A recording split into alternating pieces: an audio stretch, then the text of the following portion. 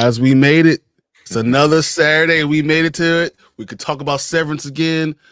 I'm here with your Tank. We got Anzo here. Guys, I am so happy you here. I cannot wait to talk about this episode. Anzo, go ahead, shout out your channel real quick, man. Bigger for it entertainment. You guys know the channel. Just glad to be here. Thanks for having me, guys. Yeah, no, sometimes I forget. Like I feel like I've been on your channel so much, I forget to tell you to shout out your channel because I feel like they're here. You're probably there too. So, no but no, man, I loved this episode. It was so much information.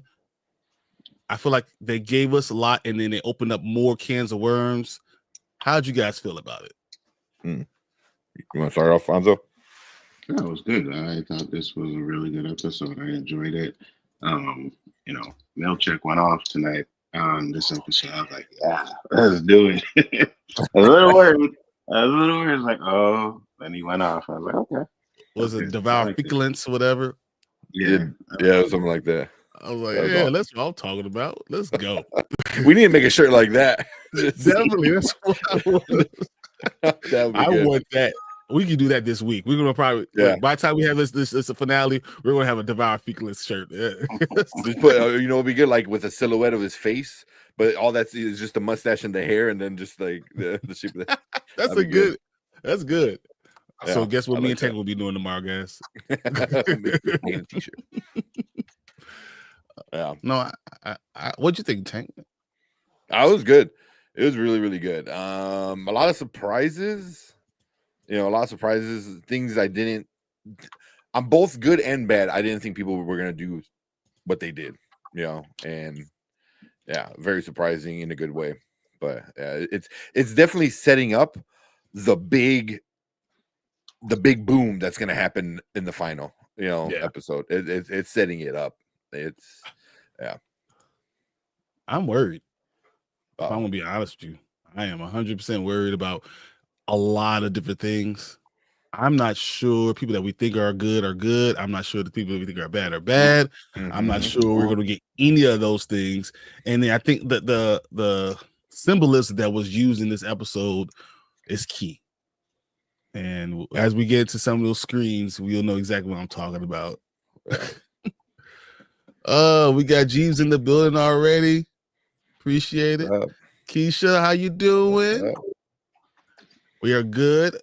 So excited for all the Severance chat. Hope you guys are good. We had a great week. I'm just so happy that you guys are here. So that's the best part of this.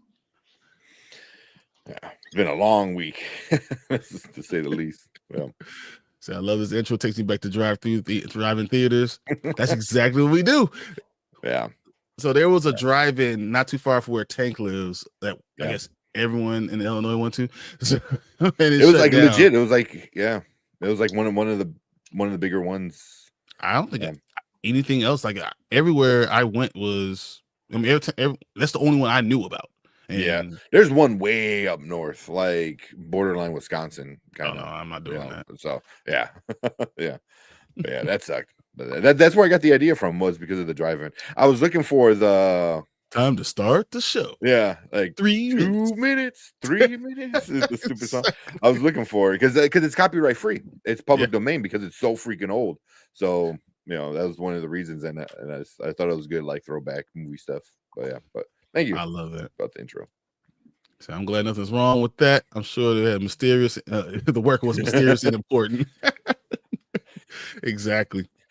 Everything that Tank does is mysterious and important. Yeah, right. So I could not work at Luna because I was trying to figure out everything. Then I tell it. I'll be the wrong person. I just don't listen to people. I'm really bad at listening to people. That's why I had to be in the business that I do a lot of stuff myself. Because hey Brian, you can't go in that room. I'm in that room 3 minutes later. You still in the room telling me not going in that room. I'm going into the room right then. You already 1 foot in. So you're pretty much Devin this episode, or Dylan? Except Dylan. The problem with Dylan is I wouldn't kill myself. So that was that was wild. We get so good to see you guys there. Dr. Deb is here. Hey everyone. What's up? Everyone's saying hey. Hope you're going to make it. They're so proud of Milchek. Yes, 100%. Yeah. Blue says, "Did y'all see Devon's evil smile?" I know. I didn't like it with the little wink. I did not like it. It didn't fit. It didn't sit right with me. This entire episode, I didn't trust her. Nope. The entire episode. Yeah. How does somebody become one of my favorite characters just because she was really cool and like and supportive of her brother to like I don't trust you at all anymore. You just had a baby. Why are you out with Mark every day? Right. Where's your baby? I don't trust nothing about Devon. Yeah. Oh, what if she's a clone? Ooh, that's nice. I like that thought. Okay. So Doctor says, "Me too, G's. That was incredible." I hope not, Blue. Hey, Blue, I wonder that too, but I don't want to believe it. I believe it. I'm at a point now where Devon's on my top of my list of people I don't trust. Hey, Blue, please. I thought you something was weird with Devon too. Is she severed? Is that really her? Maybe she's not his sister. Maybe they were just told he was just told that's my sister. Or how did she get the baby? Okay. Remember what Lumens was doing all this stuff. That's where everyone was going in. That's the whole point. I'm thinking Devon is working for Lumen, and that's how she got the baby. Period. Maybe. So I love Severance, of course, but chatting with y'all makes it even better. I look forward to this every Saturday. I took a power nap earlier, having coffee now. I also took a power nap.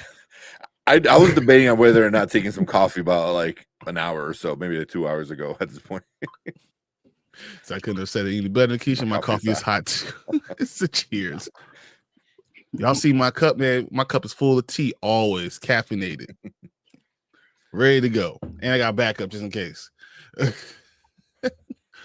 With that being said, kind of wanted to jump in here because I'm super excited. So let me pull up my screen because it took me like 3 hours to do this. I told Anzo, I was texting like, "Look, dude, I'm still doing these damn screenshots." And then I got on here, I was still knocking it out. It was crazy. The catalyst in the building. Hey, everyone. After my coffee too. Working on my bad. Dude, no, you so the reason I do this is because you did it once. Yes, but I ain't doing that again. That's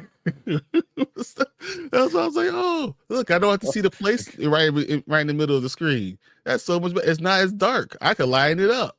So this is all your fault. Yesterday for my ranking of the cartoons, man.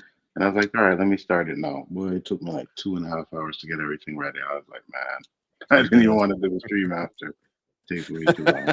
You were already looking at those pictures for too long. You know what I mean?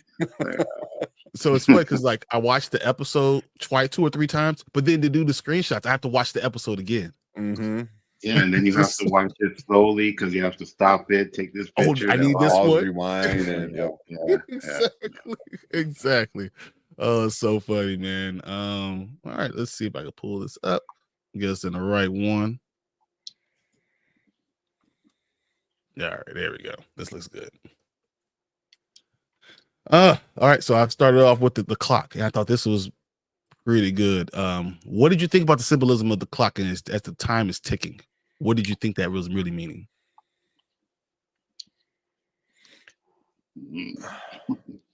I don't know. I didn't think much about that, to be honest with you. Yeah, I just thought it was weird because not many clocks show the minutes instead of the hours. So I thought it was interesting. I don't know. It was just weird. I don't know. I didn't really. Well, for me, it was the 2 things. One, it was like when you're swimming, right?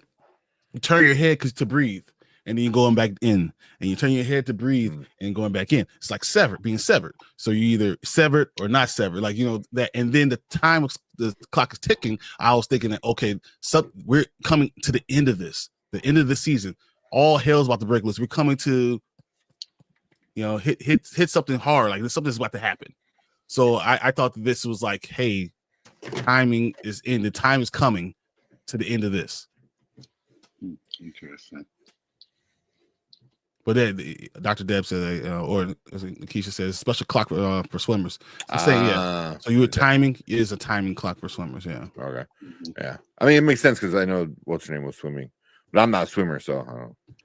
Can you guys swim though? I don't. So I don't float. No. I can swim.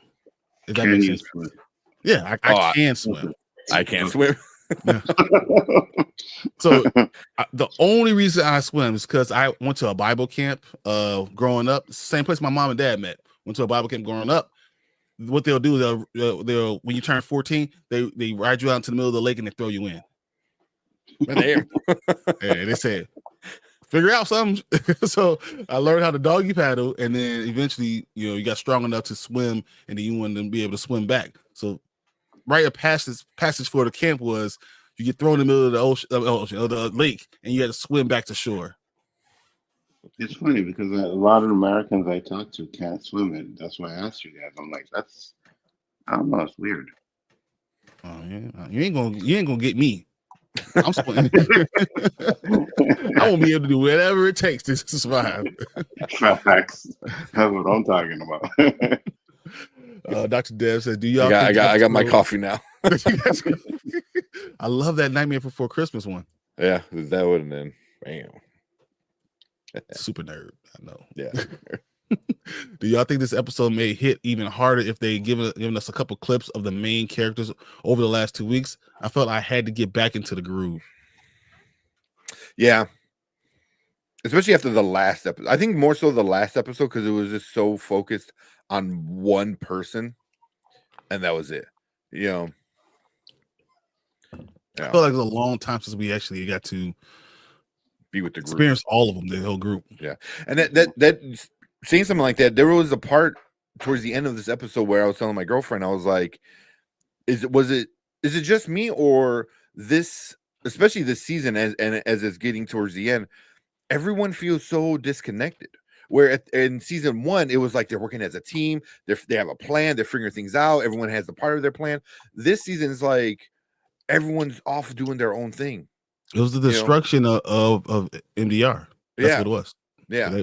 So I wonder, like you said, yeah, it's but also they needed him to do the work. So I don't know. It's really interesting on all the little stories that hopefully will rebuild like the bigger story. 100%. Said that, yeah, Dr. Deb, they didn't do a transition into this episode very well. Yeah, I agree. Exactly. Keisha pacing clock is something like that. I love seeing Helena swim with the widows in her back. Reminds me of the scenes where Helly was walking through the big glass hallways. Very good call. I could swim for 1 quarter. It was required in high school. That's it. Good job. I am dense. Like I'm dense, so I don't float. Like if I try to float, I sink to the bottom. But I can move while I'm in the water. I can just get through. I'm probably like 10% body fat, like that. So like it's over water or underwater as well. Both. Okay. It was big. It was really big in my family. You had to learn how to swim. Like, you didn't want to like be stuck underwater trying to hold your breath in the lake. It takes you some time to get through. Wow, yeah. See, I almost drowned twice, and you would have thought like after the first time I would have figured out how to swim, but I was like, nope. Like, did you say you almost drowned? Twice. And one was at camp, at a camp. So yeah, you would have figured I would have learned after that first time, but Dr. Deb, I'm hoping that the pace of these episodes makes more sense after the finale, but I don't disagree. Yeah, it's a good point. Again, y'all, hopefully it makes sense at the end. Yeah. So I have to admit that I was wrong about Mark being any Mark on the phone with Cobel. It was sure was him, not Audi Mark. I was wrong. Well, it's always the first step is always admit you're wrong. Because I'm a man and I'm married, I'm always admitting I'm wrong. And my wife never says it. She never says she's wrong. She said, you might be right. Not that she was wrong. I might be right. Whatever. Hopefully it'll all come together last episode, then end with a compelling cliffhanger. Oh, that's definitely going to happen, right? Guessing I'm being wrong is half the fun, Keisha. Exactly. Even though I'm more right on this show, I still love it. I don't even care about being right or wrong. I just want to be able to have the conversation and discussion with everybody. I think that's the funnest part. Yeah. But we get in, you see the water, you see Helena swimming, you see the beautiful scene behind her. This was the first time. I mean, first of all, I realized how much money they got, right? Because to have an indoor glass covered swimming pool is balling out of control. Mm-hmm. That would make sense. Yeah. And you see her floating. It's almost like, I think this was like allegory for like her life. She's just kind of floating. She has to do all this work, but she's kind of just floating along, stuck in this little fishbowl because, or pool, because that's all she is. You know, she doesn't really get to live a life. Mm-hmm. Yeah, but once again, we see the beautiful scene. See her coming in, her lumen blue, ready to go for work, ready to be Helly. And she walks in, she sees her father, which is, he's just such a weird dude. Yeah. I was gonna use a different word, but yeah, you're right. I had to rewind and turn on the subtitles because it was so hard to something he said. So hard to understand him. Yeah. When he told her I'll sit and watch, I had to rewind. Yeah. Wait, what did he say? He said, I'll sit and watch. Yeah. That's very creepy, right? Mm-hmm. I'll sit and watch. You talking to your daughter? What is going on, bro? Yeah. Also, I got after the last episode, like the first time we saw him, now my first thought was like, fuck you stole from Cobel. Like, you're making me like and sympathize for Cobel. I was like, I don't trust her either, man. She's a devil. I don't trust her, but it was like, you stole her work, man. Fuck you, you piece of shit. So obviously everyone knows this classic scene. What did this make you think about when you saw this? The severing of the egg. Well, I should say severing. The cutting of the egg into 6 different pieces. Yeah. Yeah. Just different personalities. It was also like an egg, which is like, very meaningful of like birth, fertility, stuff like that. That's exactly where I'm going with this. So so we have Mark's wife. So we have Gemma, right? So severing her is, imagine her as the egg, right? And she into 6 different personalities, because you think about the rooms, she has 6 this is what Cold Harbor will be, that 6th personality that they'll be just cutting her into. And the fact that she's in control and Luma's in control of doing that, that's one thing, right? Then I thought about, why would Helena be having this egg? I wonder if the egg part, or in the splitting of the egg, is telling us that she is pregnant. Yeah. That she is pregnant. And the fact that when he asked, so I wish you would eat it raw. Why wouldn't you eat a raw egg? Yeah, that was weird. But you wouldn't eat a raw egg if you were pregnant. So that's, once again, severed. 2 different sides, still 1 egg. And then you see the 6 sides. Now, the plate itself is something too, right? So there's 2 things. There's either someone being held down by 2 women, or there's the thought of that he's a whipping boy. So in very high society, what they will do is they'll have the prince, and then we have a whipping boy. And every time the prince will mess up, the whipping boy will be hit. He will be the one who had to take all the hits for the prince or for whoever the high society person was. So the question is it the whipping boy? Is it something else going on? But that's the symbolism of this is huge. It's crazy. We'll see what you guys said. They have so much fun. Land. I have a farm. If my property was that huge, I would have a farm. Yeah, me too. He's so creepy. I found so interesting that was what blue in the home, which is technically outside red, was calming, right? It's a lumen calm. Mm-hmm. So that was gross. Is that guy a robot? That's a good question. Is that a robot? Ortbo. Ty, what's up, Ty? How you feeling, man? So he was creepy and creeping. Yeah. So Farm would be amazing. Yes, I agree. So he said he wished she had taken it raw. I know. Yeah. I wish you had taken it raw. I was like, what? Yeah. You know, come on. That's just, those are words I'll never say to my daughter ever about nothing. Real nigga was talked a lot about the egg symbolism on this channel, all over the whole series. Fascinating to see the things he catches. I mean, it's right? But what if she is pregnant and we find out that they fertilize the egg to now have multiple parts, multiple babies too? I mean, this is a lot. It's a lot of things that can happen with this egg, and the fact that she has the egg. Now I'm going to start watching Silo. You should already watch Silo, Ty. You will love it. Oh, watch it. Say right. Raw eggs haven't been Kier's favorite breakfast. Exactly. Mm-hmm. So raw egg comment, pregnancy is a good catch. Yeah, I think that's what it is. I think that's exactly. I think she's pregnant. It's a good. It's good try, but not nearly as good as this season 2 specifically. Right. I mean, yeah, they're very different, but I do agree though. So I think eating a boiled egg indicates a rebellious spirit that I have to cook my egg. I know what Kier is. I'm not falling forward. That's the family stuff. And then the way she ate it was really interesting because she ate basically on the egg whites. She did not eat the yolk at any point in time.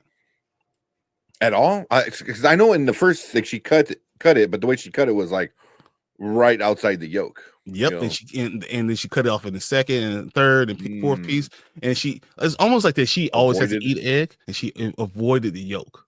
I'm telling you that I think she's pregnant. I think the way that not eat egg yolks, all that stuff is all things about pregnant, especially at the beginning. Yeah, but even that is like because we're like the yolk is technically where the baby is. The baby is, or the the baby chicken would be actually fertilized. So yeah, that's interesting. That's a great thought. See, I'm gonna watch Good Thief. The first episode was awesome. Dope Thief. Dope Thief. Yeah, Dope Thief was awesome. The way Cobel introduced Devon as one of James's, how many women have had his baby? Are the babies in the intro his?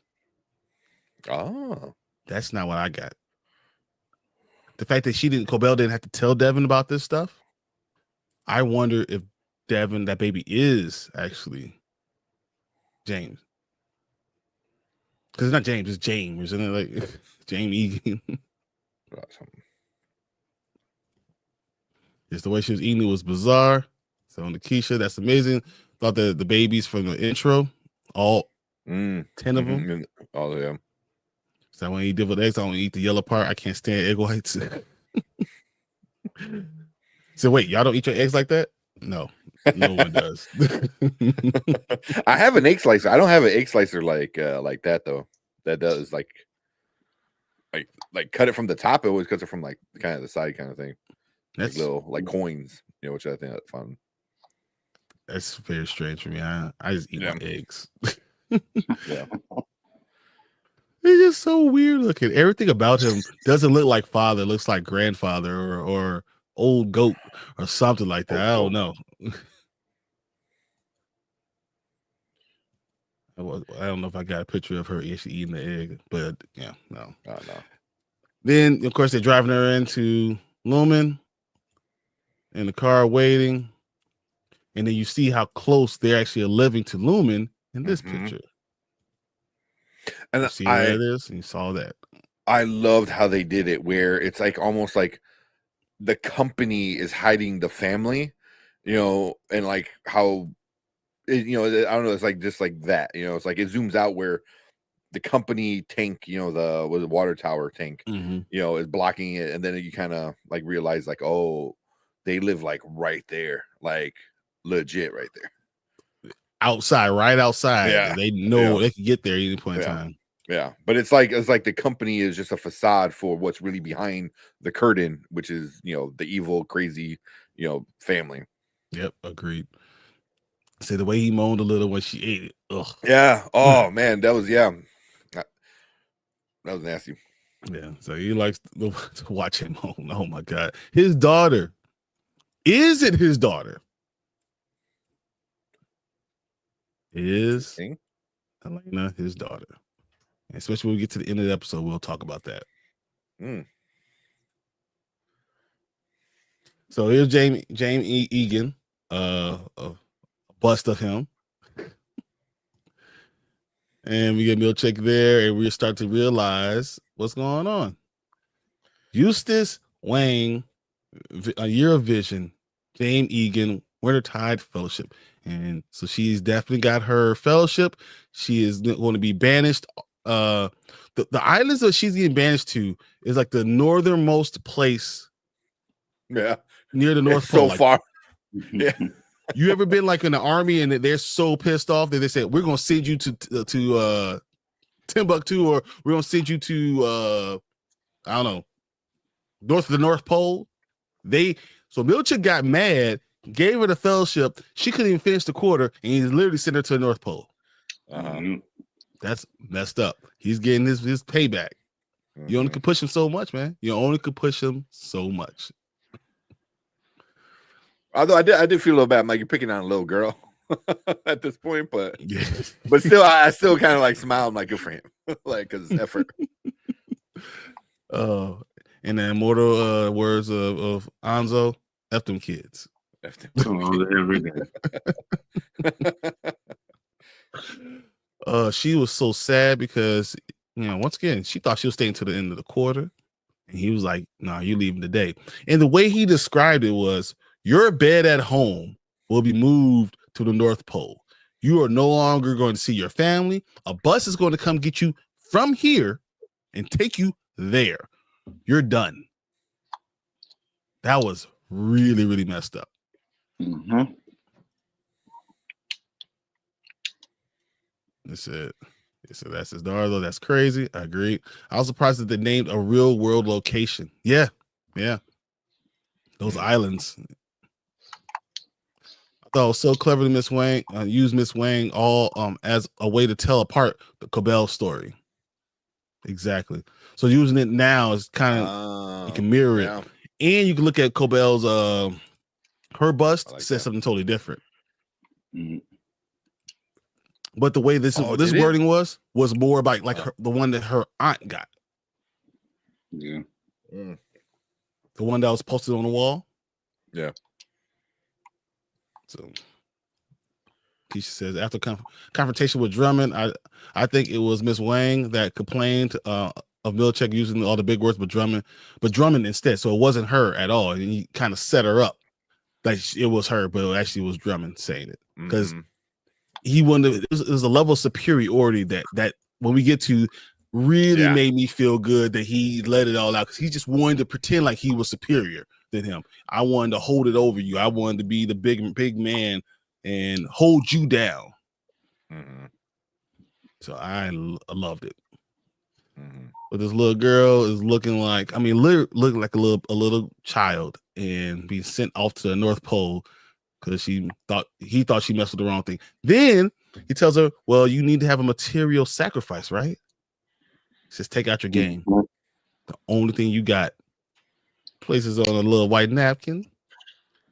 And he says, sacrifice. She hits it. He says, again. Hits it until it hits again. And it's all broken up. And the entire game is broken. Which doesn't that kind of like represent her childhood? I didn't even think about that. I just thought it was more of like her, like the happiness, you know what I mean? But also like you might be right.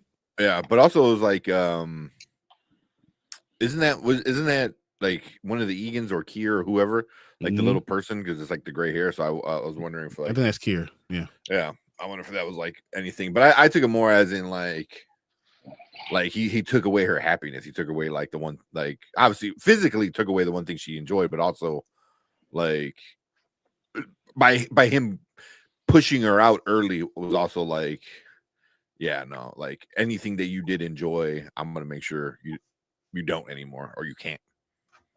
I mean, that makes sense. What do you think, Anzo? It was, no, sorry. I think he was showing his dominance. You know what I mean? Like people have been blaming him for all kinds of stuff that's going on, and he thinks that she set him up. So with the big words and stuff. So yeah, he's like, listen, I'm the one that's in charge here, not you guys. So, and I think at some point it kind of mirrors Cobel because she kind of had that kind of power too, where I was like, you know what I mean? I run things down here. So I think that's what he's doing now. He's pretty much getting his inner cabal out. I thought it reminded me of when he was reading all the stuff, and it was something he said about, when I was a child, I played as a child, I thought as a child. When I became a man, I put away childish things. I feel like that's what the whole point of this was. The childish thing that I'm sacrificing to become head of Lumen, part of Lumen, and all that stuff. That was kind of my thought about it. So she was putting away all the childish things, and now she is now officially part of Lumen. So I didn't think of that. It was really sad when you saw her sitting there for the shuttle. Represent when he wanted her to do the Kier. Go kill Kier. That's interesting. Okay. Yeah. I like that, you two, Mom. That's really nice. Thank you for being here. Yeah. I appreciate you coming in. So I was hoping we'd see Miss Wang's parents. At least we know her first name is Eustace. Yeah. A lot of the names are very old. Yeah, some are very old like that, yeah. I wonder if there's any significance to James destroying Kier. Almost like he wants to replace Kier. Yeah. Oh, yeah. The idea of James and his bust doing that, and the fact that you get a bust of James now Kier. Say, hey, you too, Mom. Yes. So, Dr. Dev, that's intriguing. Like the Eagles are abusing Kier's legacy for their own purposes. I think they just want to replace him. I think he really wants to. He wants to be the one head of this quote unquote religion type of thing.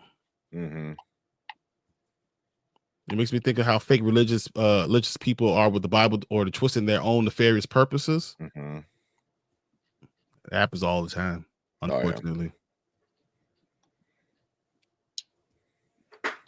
Now we jump right into this. Oh my God. This whole scene was tough. Gretchen is sitting there. You can see the guilt on her face. She could not take it. And it's funny because you see Dylan's outie. He is like getting his vegetables back. He's trying to get in shape. He's trying to do all the things to kind of bring them back together. He's trying to better himself. Like, I'm going to make a smoothie. I'm going to do these vegetables. I'm trying to get better. And then she lays it on him.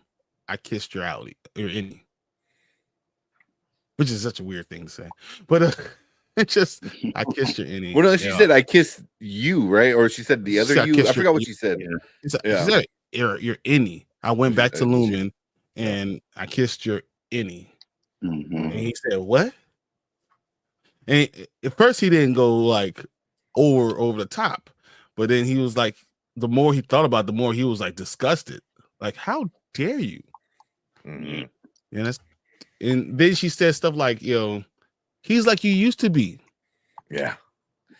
You thought that was be the right thing to say to him? And he was like, so you'll say, it wasn't like that? She was like, I wasn't going to say that, even though it's exactly what she was going to say. No, it's like she was trying to rationalize it with him, and he wasn't having it at all. Dylan was like, no, I should go in, quit, and kill your little boyfriend. Huh? How about that? And then the worst part was that he was like, you're doing it with me, but I'm not there. Yeah. Yeah, it was. She just. I think she said it at the wrong time because it seems like they're getting ready for work. You don't bring a heavy topic like that, like as you're walking out the door. Like, come on, what?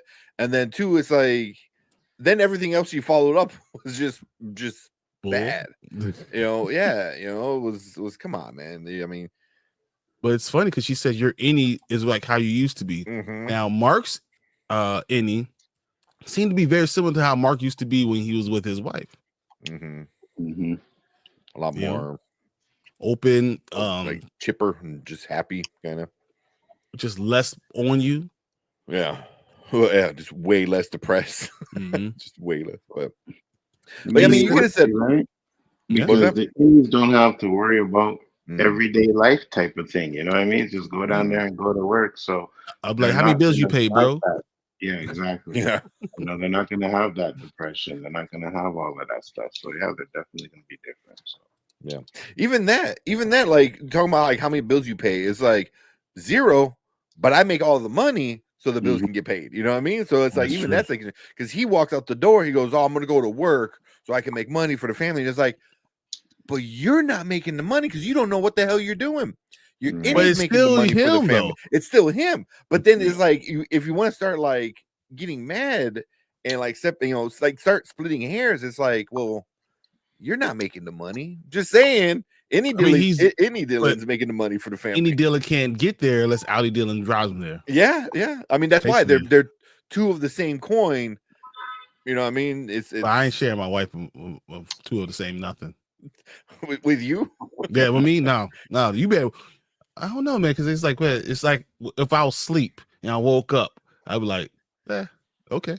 Or if you're like, just say you're drunk, like blacked out drunk, and it was like, fun, last night was fun. You're like, what? Sure. Like, yeah, so it's kind of interesting. It is like super like a moral kind of question, What makes you dilemma. Yeah. Because like she could have said easily, like, oh, he's the happiness that I remember you having, or he's the happiness that's deep inside you that you need to let out, but her just saying like, oh, it reminds me of how you used to be. It's like, come on, man, that's not what you say. He reminded me so much of you without all the stress of us. Yeah, just the pure. Put it on yourself. Yeah. Put it back on yourself instead of putting it on that other person. Oh my God. Yeah. Nikisha says, poor Dylan, he was having a smoothie trying to get healthy. Yeah. Yep. Threw it down. I wouldn't have told. Yeah, exactly. Take it to the grave. I wish Gretchen would have told Audi Dylan the truth at first and never lied about it. Yeah. The lies hurt the most because then it shows that you're hiding something. Yeah. Agree. Totally, Nikisha. The poor timing, telling him right before he leaves for work, exactly what Tank said. There's no good timing though. It's just not gonna put away. Whether she tells them when they're chilling at time, there's no good time. You know what I mean? You're right. I mean, yeah, right. Agreed. You're right. But it's worse when I have to go to work and think about that ish the whole day. I gotta drive by myself there. She was doing this so when he's walking out the door, she don't have to worry about him. She can avoid the conversation for another 8 hours. Exactly. I don't have to talk about it anymore. I told you. So can he, because he's gonna go to his innie self and he's not gonna remember what happened, right? Well, but to him, it was just 4 minutes ago. Yeah, it was. Yeah. So she was going to say that it didn't mean anything because she knows it meant a lot. I bet she and Audi Dylan haven't been intimate for some time. Well, it's been they've had some intimacy because they got all those damn kids. And they're young. Those are babies. Yeah, the youngest looked fairly young. A couple years old, I think. Maybe 18 months. Yeah. So she could have stopped going and left it at that. Yeah. Right. I agree. But then she felt like she had a relationship with Annie Dylan. I agree. She owed it to him. You don't tell. Yeah. You don't tell. Blue's like, and Gretchen said with a smirk, F Gretchen, man, that's evil. She said it with a smirk, like, hey, you should be okay with this. What? Are you crazy? Kind of, yeah. Hey, what's up, Sully? Sully? I need to know what creepy old man Egan was up to on the 7th floor. Dude, I cannot wait to get to that. When we get into that. Dude, and then what did he mean? My heli. Mm-hmm. Yeah, we'll get to there. We'll get there. You're like right there, Nikisha. It's clearly meant something. Exactly. So I'll probably be wrong again, but I think that James on the 7th floor wasn't any. He spoke differently than he normally does. Mm-hmm. That's actually really interesting. I like that. That'd be interesting. I think to her it was him. The him she knows he could still be.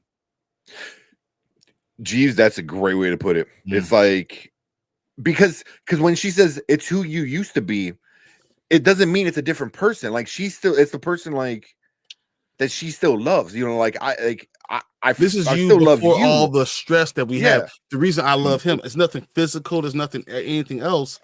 It's just you without the stress. Mm-hmm.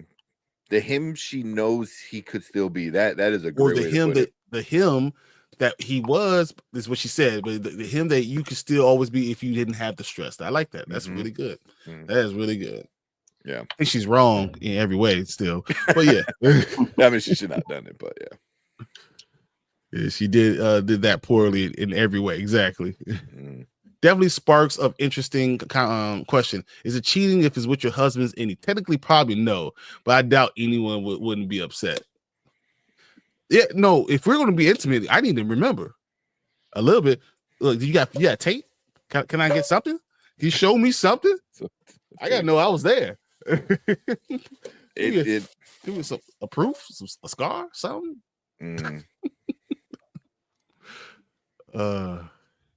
Even if she didn't believe that, geez, she surely rationalized it that way.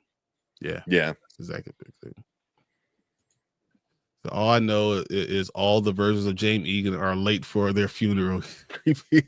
Creeps me out as bad as that doctor. Geez, yeah. Oh, that doctor, he didn't. He. You wanted to punch him. You wanted to punch him. Even in this episode, don't they show him in this episode?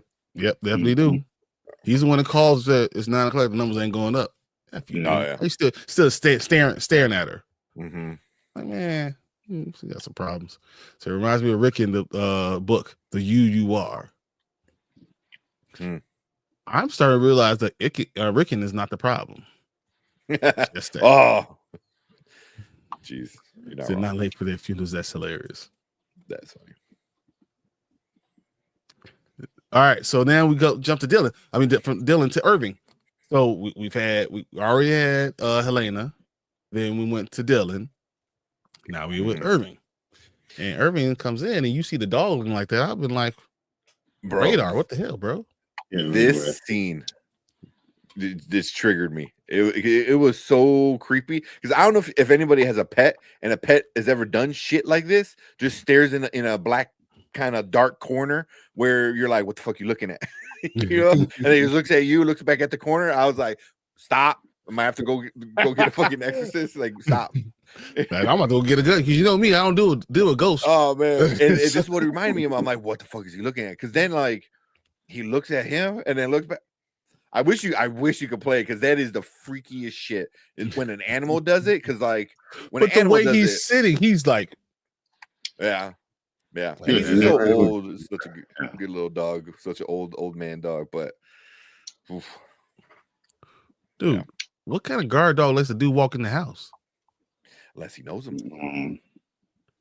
I don't know if you know him, you better let me know something. You could know him when I'm home. You don't need to know him when I'm not home. When I'm not home, he's a problem. So we see Irving walking the door. He was like, what the hell is going on? He always knew something was happening. And we see Burt just sitting there reading his notes. I mean, that's kind of messed up, man. Reading his notes. Yeah. He said, well, Goodman seems to be some type of inner lower level goon for Lumen. And then he says, we never say that in Lumen. We never call a Goodman. It's very specific when you're doing with Lumen. Almost admitting that all is right.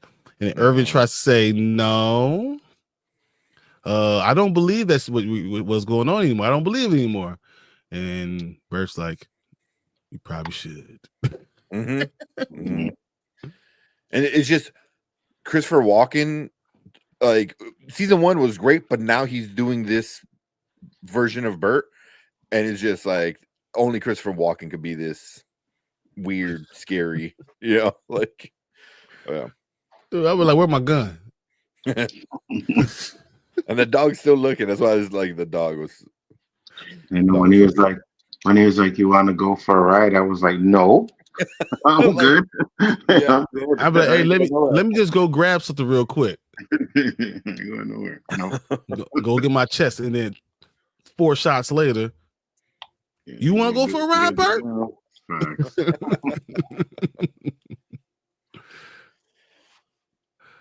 Said, I don't think Rick's wife is the she is. Yep, Devon. Exactly. I know what you mean. Yeah. Exactly. Radar didn't bark at Mr. Drummond either. Man, Radar, you got some problem. Maybe Radar's Radar because he can't hear. Maybe he's deaf. Well, isn't that what radar is? Like, you're blind, so you go off of like sound. Like, or sound waves bouncing back to you. Yeah. It says people say the dog is severed. Okay. It works for Lumen. So we know enough about dog brains to be able to sever the dog. I've heard those. I've heard it though. I've listened to a couple of people say this. I'm like, yeah. Who is we? Yeah, right. Because you probably what they were trying to show us here. Yeah. Rare sucks as a guard dog. Yeah. Saw someone else saw one of those O&D cards had a dog hypnosis on it. Wow. If you look back at episode 7. Oh, really? That makes sense. Dog hypnosis. That would kind of make sense, because like the way he is right now is very in a hypnotic under a kind trance of state. almost. Yeah. He would have had the chloroform to get me in that car. He didn't have to get anything, no money, no change of clothes, no dog food, no nothing. Said radar sound waves thing is interesting. Never thought about that. Or even if they had a sound system that you don't even have to, like that subdues, puts dogs into a trance. So yeah, that was odd as well.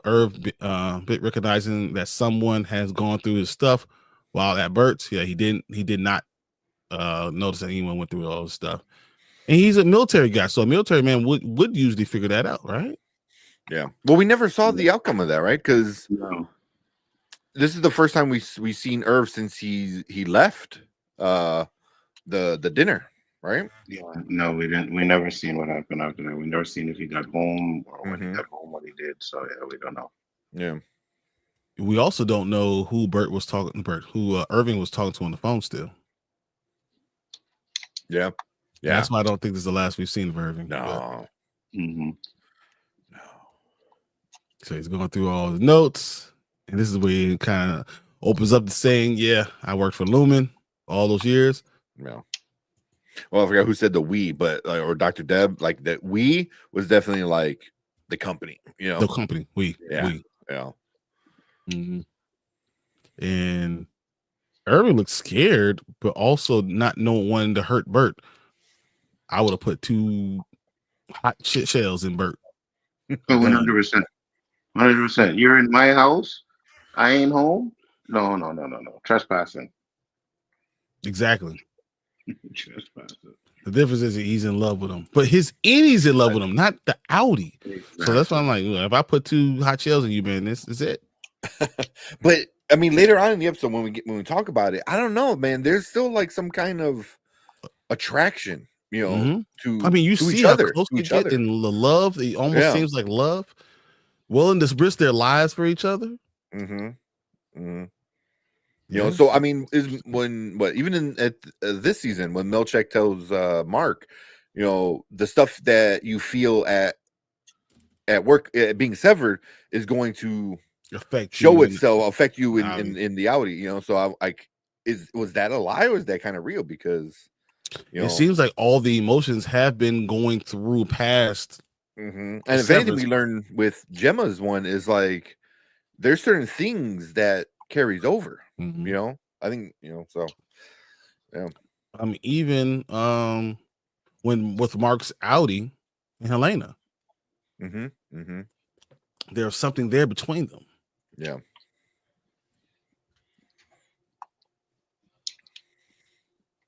Said, come on, go for a ride with me. Dude, I would have punched him right there. You know how old Christopher Walken is? He's not going to not get me into anything. You're not going to tell me to stand still and let me shoot me.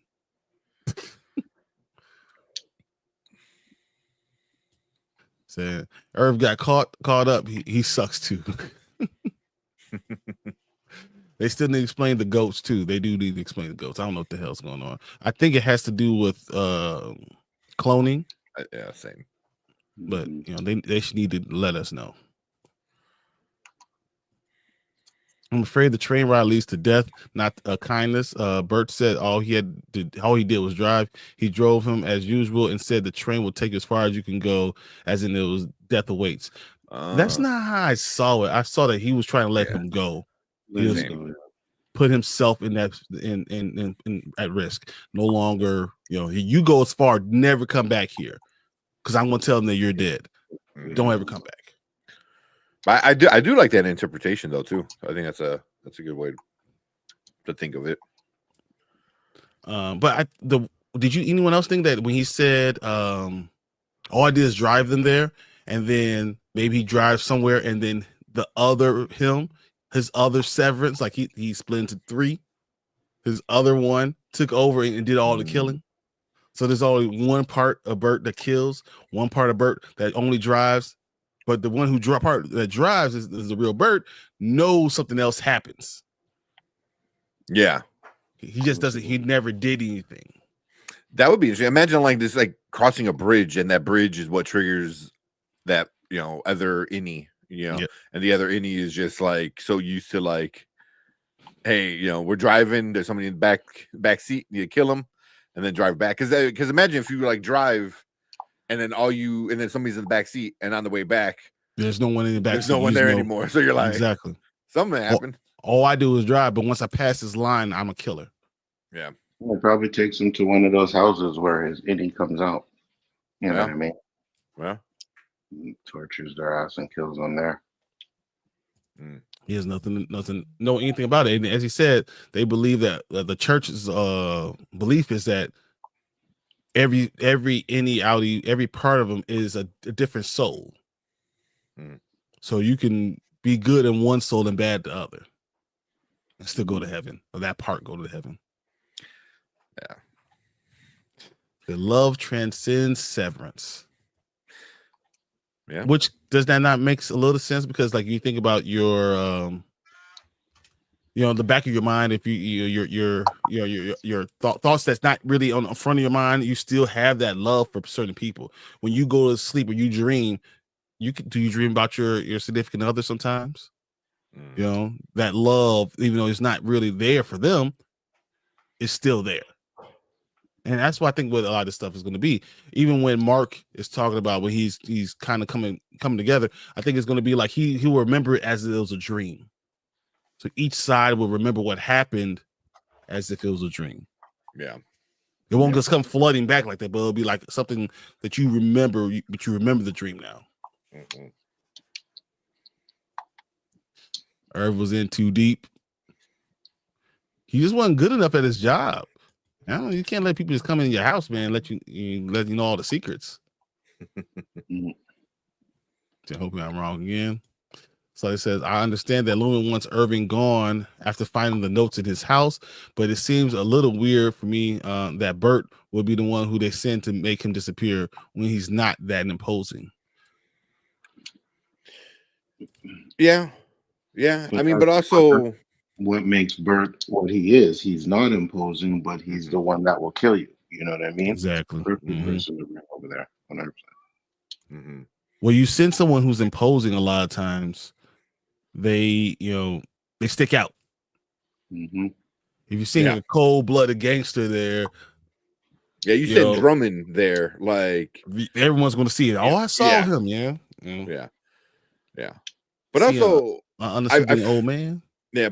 Also, I feel like, did he kind of volunteer, to do it? I don't think volunteer. I think it's more like test your loyalty type of thing. Oh, that's You know what interesting. I I like mean? that. Yeah. You know, like, oh, we know you have feelings. He has feelings. Yeah. Mm-hmm. Test. You know, yeah, I like that too. I just always thought that he was the main killer. Mhm. He's been doing it for a little bit longer than anyone else. He's the one they reach out to kill somebody. Yeah, but also I think I always felt like he was retired from that. You know, like because he is older. You know, and so I felt like he might have retired from that and got severed again.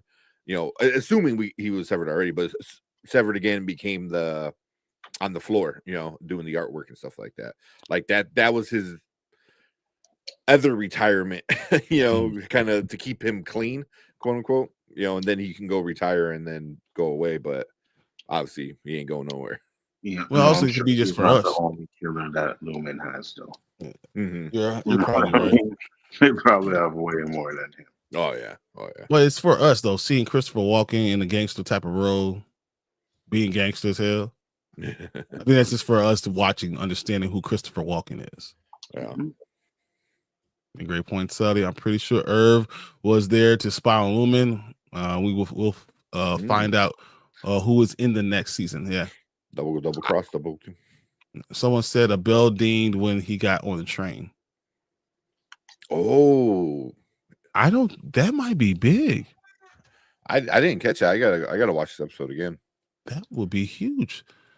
I think his chick kicks in when it's time for the murk folks. Exactly. Yeah, Exactly. I think he's severed, and that's why he doesn't remember killing people. I thought that maybe when the train pulled off, Irving would still be standing there. Now he tried though. He said, "I'm ready." He says, "We can't," and he walked off. Yeah. Mm-hmm. That's a good thought. Intriguing. Yeah, I think he's always the severed person when it kills everybody. Mm-hmm. So I anticipated that too, Nikisha. It's really interesting. You too, Mom. I missed that. If that is what happened, that would be huge. He says, I desperately need to see Mark in the red PJs from the opening intro. When that scene happens, I'll be so happy. I don't know why. I need to see it. Okay. I get a giant onesie. Look, the world, where's Waldo? Mm-hmm. I think there's a link between the baby Kier and the opening and the blank slate of the severance that creates in people like being born. Yeah. Because you have nothing else to, yeah. Yeah. I like that. I like that, Rogue Nation. Thanks for coming in, Rogue Nation. Appreciate it. Yeah. And also, we said stuff like that, kind of like the whole rebirth kind of stuff. It is rebirth, exactly. Yeah. So yeah, old man didn't hear the ding. Got to rewatch number 4. Time for number 4. Maybe the driver and Cobel scene outside Lumen was in the role. Yeah, Burt had the Cobel recognized it. Yeah, that makes sense. The driver, that's probably the new Burt because all I did is drive. All I did is drive. Yeah. That makes a lot of sense. Yeah. So my daughter said maybe Irving will actually go on that cruise with Milchek lied and told the other Indies about it. That definitely tracks. It does track. I thought it was interesting that Irv said, "I'm ready," almost as if he was aware that previously as an Indy, he said, "I'm not ready," or something like that. That's interesting. I didn't think about that. But the "I'm ready" part, oh my God, that kind of broke me a little bit. Like that was so like really well done. Irv was purposely sleep depriving himself to play the same song and painting the same thing over and over again, trying to hack the system. I like that. Trying to get his whatever that other part of your mind into it, or your id, or whatever it is that they're actually hacking into. Well, like you're kind of tapping into that subconscious, you know. And once you start getting sleep deprived, then you start your body starts to go on like autopilot, so your subconscious starts to kick in, take over. Yeah, I like that. Obviously, it was working because he was able to paint all this stuff. Wow. How are we figuring that Burt was triple severed? So did he have an Audi and 2 Innies, one that works at optics and one that is an enforcer? I think so. I think so. And I think that enforcer never did kill anyone because once again, he had another part of him that was only a killer. Yeah. That's all he was. This Burt, the driver Burt, then the killer Burt, the enforcer Burt, and then but then I think he got severed again to be the optics, to be the O&D guy, so he can have that innocent part, because he was innocent. Yeah. And I did see somebody on Threads. I see somebody say that where like what if any means innocence? Where like that's the innocence of your soul. I was like, huh. Where Kier wants to corrupt the innocence of your soul.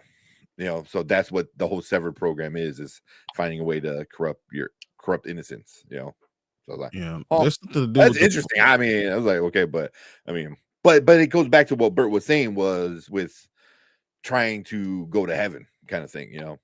So in O&D, he was a good guy. He never did anything bad. Until I guess did he consider falling in love with Irv like bad? Because I don't know. At one point when they talk about it, towards the end, but they talk about it. I'm kind of curious. He goes, oh yeah, everything was going good until, I fell in love with you or whatever. I don't know. It says it's on page 29 of my Lumen handbook. So let's see. He actually has a Lumen handbook. I don't know if you showed that off last week or not, but yeah. All right. Department fraternization.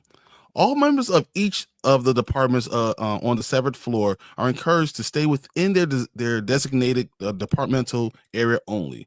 We institute this measure to contain the spread of pathogens and ultimately to keep our employees healthy. Fraternizing with or visiting other departments is discouraged as it can increase the chances of spreading a disease. We don't want to lose any employees due to sickness, not just because we care about each and every one of you, but also because the work we do here in Lumen contributes to the well-being of humanity. Remember, if our workflow flow suffers, then in the long run, so does the world. Keisha said, not page 29. That was funny. It's the Lumen handbook, guys. We all know. MDR handbook official. So yes, the bell did ding. The way that they were jumping between scenes, I wasn't sure who the ding was for. I'm going to watch again because I thought it was for Dylan when he was getting onto the elevator. Mm-hmm. It could be for both kind of thing. So yeah. So Dr. Dev, I said that too, and the way they put their heads together was the same. Yeah, that was exactly the same. So totally rogue. Yes, I ran out of the room on type of part. Exactly the same thoughts. Yeah. Rogue Nation, that's why I think Irving is a spy. He's definitely a spy. 100%. Yeah, agreed. Side note, felt bad for Miss Wong when Milchick made her smash her water ring toy. Yeah, I felt bad when she got onto that damn bus. That was sad. Yeah. Well, like you said, like you feel bad for her, but then you also kind of like kind of cheering for Milchick. You're like, yeah, like screw her, she's a tattletale, But then later on in the episode, you're like, wait a minute, might not have tattletale. Yeah. Yeah. He really didn't know. Maybe she was very innocent. So the last season we saw different options in the security office room, like the Beehive clean slate, the Glasgow block option. There were more. I just don't remember the names. Oh man, I gotta go back and watch that because it seems like that's a very important room. It does. Yeah. Yes. So yeah, I wonder what Cobel had to smash. Jane. Ew.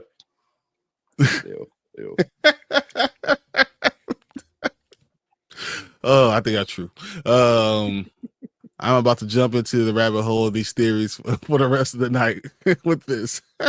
Well, hey, welcome to our world, man. This is our world, Sully. This is it. Usually Friday night after I watch the episode, and then Saturday morning, like when I'm cooking breakfast for my kids, like I'm watching different theories and like what all these people think. I'm looking at books. I'm looking through all the stuff. You see, I got my T-shirt on. My handshakes are available upon request. We're always there. Man, I think there could be infinite innings. They can reset like Helena wanted to do with Harmony when she ran away. I believe there can only be 6. I believe you only can have 6. Mm. So dive in. The waters are deep in these parts. True. I think Lumen's main goal is immortality by transferring consciousness and adding severance to eliminate suffering. Kinds of that they were creating like their own personal heaven where they are the gods. So yeah, so it's interesting because all of them are dealing with a different like temper, right? A lot of those rules, and they're always putting you in stressful situations that hopefully you don't remember, because if you could take, we here at Lumen are going to take all pain out of your life. You will never have any pain, any suffering. We'll take it all away. Mm-hmm.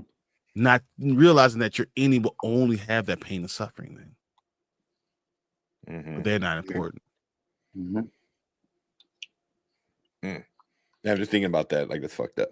Because you would like say if everyone in the world takes that pill, half of the world would just be super happy all the time. But then literally the other half of the world, which is the same people, just half would be always nothing would be but pain. Suffering. Nothing but pain and suffering. Yeah, damn. All you do is have pain and suffering. The kids, people that have kids, never get to experience kids, just continue to have birth. Mm-hmm. That's messed up. So I wonder if any Audi alludes to the belly button and the umbilical cord. Remember, they had to show their belly buttons to show the people in the goat room. The Indian Audi belly button. Interesting. So my handbook is also, yes, thank you. It is actually really cool. It's crazy. I will show you some more things because the pictures in it is the actual thing that goes into the brain. The chip. Chip thing, yeah, it's exactly what it is. That's funny. In case we did, maybe she isn't human and the dad isn't her daddy, like Ms Silly in The Color Purple. I'm sleepy. Oh geez, I'm not prepared for Color Purple reference. Yeah, watched this since I was a kid. I don't think Eni was ready for Color Purple right now. I'm just gonna read one more thing real quick. Said the Wellness Center purpose is to soothe our employees who are dealing with emotional deficiencies. The center is skilled and well equipped to help you free your mind and once again regain emotional stability. An appointment with the Wellness Center can be made through your department supervisor. Remember, a sound mind and a calm spirit are key to a strong work ethic. Deuce coming in with $1. You know what, Deuce? Deuce, thank you. You're awesome. Dude, I don't even know what to say to you. You've been amazing, and I just thank you. Also, Deuce, send us your address. Yes, I have this stuff ready to go. It's packaged in the box. We need to get this stuff out. Yeah. But because of you Deuce coming in with $1, we got you. Please try to enjoy each fact equally. Especially since we're just talking about the Wellness Center. Oh, yeah. Always appreciate you, Deuce. Oh, because I'm late watching Nosferatu. Thanks for the $2 one. I appreciate you. You get one more for us then. So even though it's kind of a sad episode, we're going to do this one.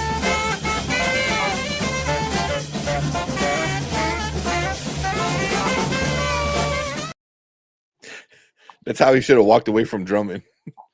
That's exactly what you do. He should have walked away from drumming like that. Just dancing. As soon as he said the stuff was drumming, man, the whole time I'm thinking like,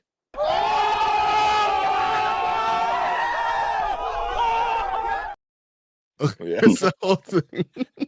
Look at that. I'm like, oh man, that's awesome. Yeah. Also, you're watching Nosferatu. I don't know if you're late to watching it or you're watching it like right now, but I love that movie, man.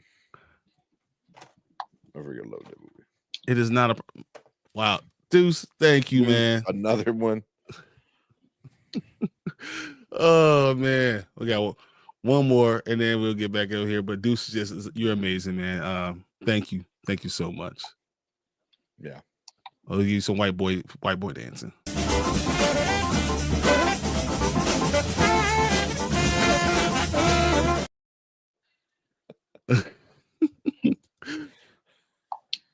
And man, yeah, you're man, you killing me, man.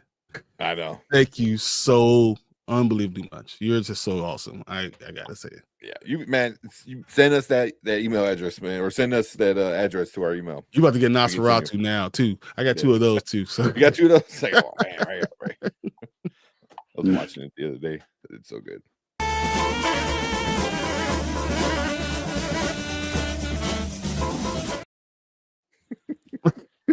That's my favorite one. It's just,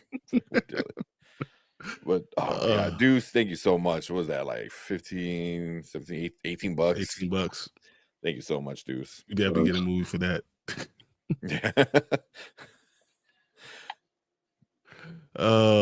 What you guys say?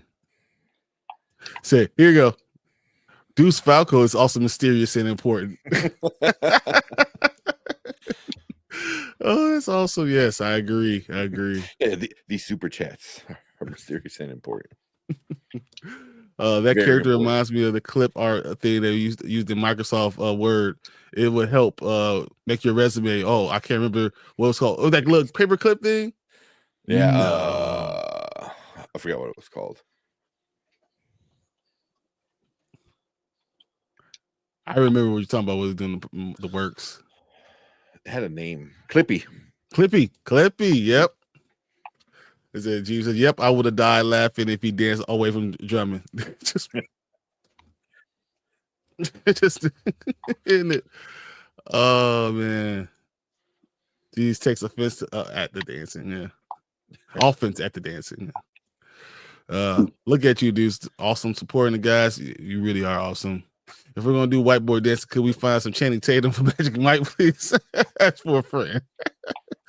And we might have to because Deuce hit the goals. Oh wow! Look at you with the Oh. Dude said, "F it."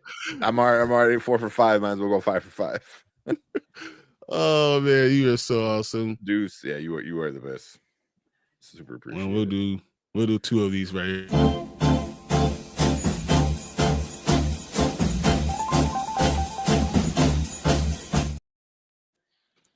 And then this one. Hello, rich people. Troy's joining you. Yes, I'll hold. Oh man, Deuce, thank you so much, man. You're awesome. You are super awesome. Deuce out here making it rain. Yeah, exactly. Seriously. Oh man. So yeah, Clippy, exactly. Stupid paperclip thing. It always popped up. I'm like, yeah, I know. Give me. Oh, Deuce, you're amazing. Thank you so much. Anything that comes up, you got a question, you tell us. Let us know. We're gonna go to your question first. So, all right. I did this picture because I thought this was amazing, talking about Lumen, right? You see the building, you see the parking lot, see all these cars working for him. We always wondering, are they doing other things on the floors? Why is Cold Harbor only matter now? Like, what's going on? And how come no one else is doing work? You know, I have no idea what's going on, but yeah, I don't think anyone else is doing work. I always thought Mark was doing Cold Harbor, like that was his project. You know, where the other 4 were doing other ones. Because what's her name was Helly was working on a different one. She was working on a different city. You know, I forgot whatever one she was working on, but. So it looks like flying sauce. Sully, yes, I get on the fun. You're out here enjoys watching Spoilerkings on Saturday nights. Oh, I love that. That was a good one. Oh, wish I could say that. That would be so awesome. Oh my god. Oh man. Oh, now you got me guys ready for this whole track.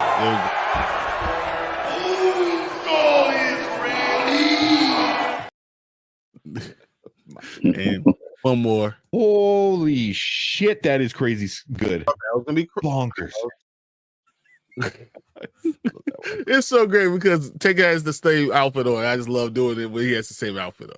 Oh yeah, like this sweater and this hat. I only I take it off and it stays down in my computer. That's all I wear.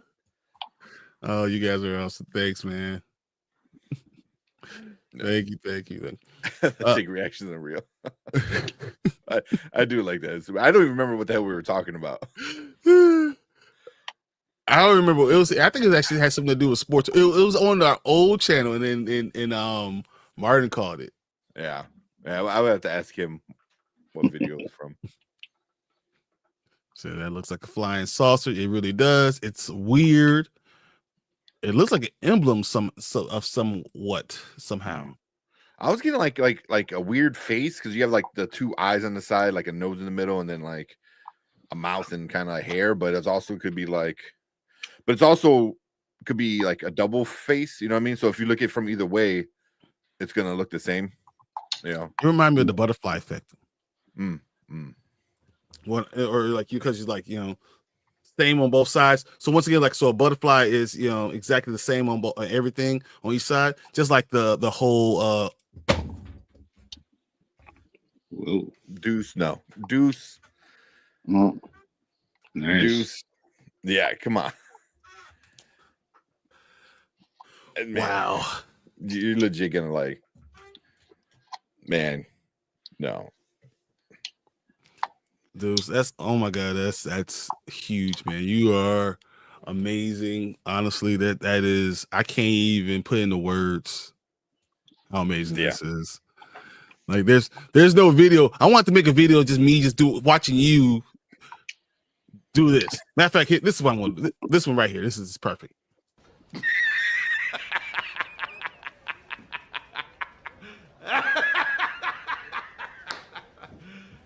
You serious? Serious? What? Really? Yeah, should be just the Empire. Are you serious? Yeah, Deuce. Oh my god, I did. There's nothing I can even say, man. Just Okay. Thank you so much. I got one more for you. This is what we're gonna do right here. This makes me want to burn this motherfucker down. Come on, Boogie, let's burn this motherfucker down! Boogie, let's burn this motherfucker down! Let's burn it down! Let's burn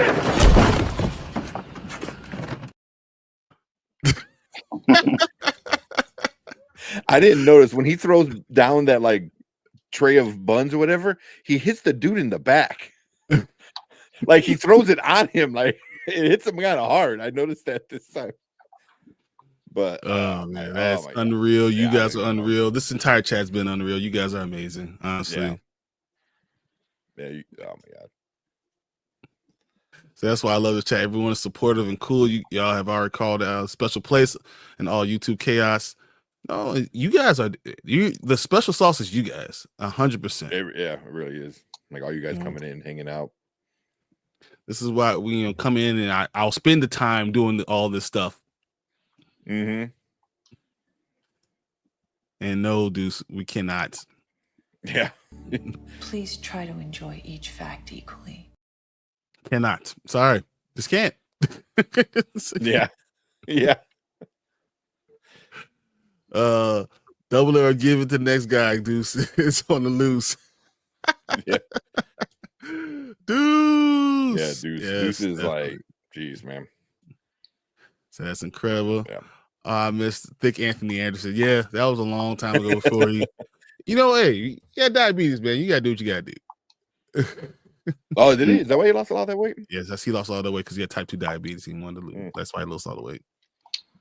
Again, enjoy it all equally. I cannot. Yeah, it's impossible. This channel's underrated. I can't believe some of the other channels have so many more views, but their chat is weak. Yeah, these guys are intelligent, witty, and well read. Thank you. Honestly, we love doing it. We actually enjoy talking. We're not talking just because it's the next thing to do. I love this show. I love talking about these shows. We're into it for real. So I love like coming here and like hearing from all you guys with all your theories and your thoughts.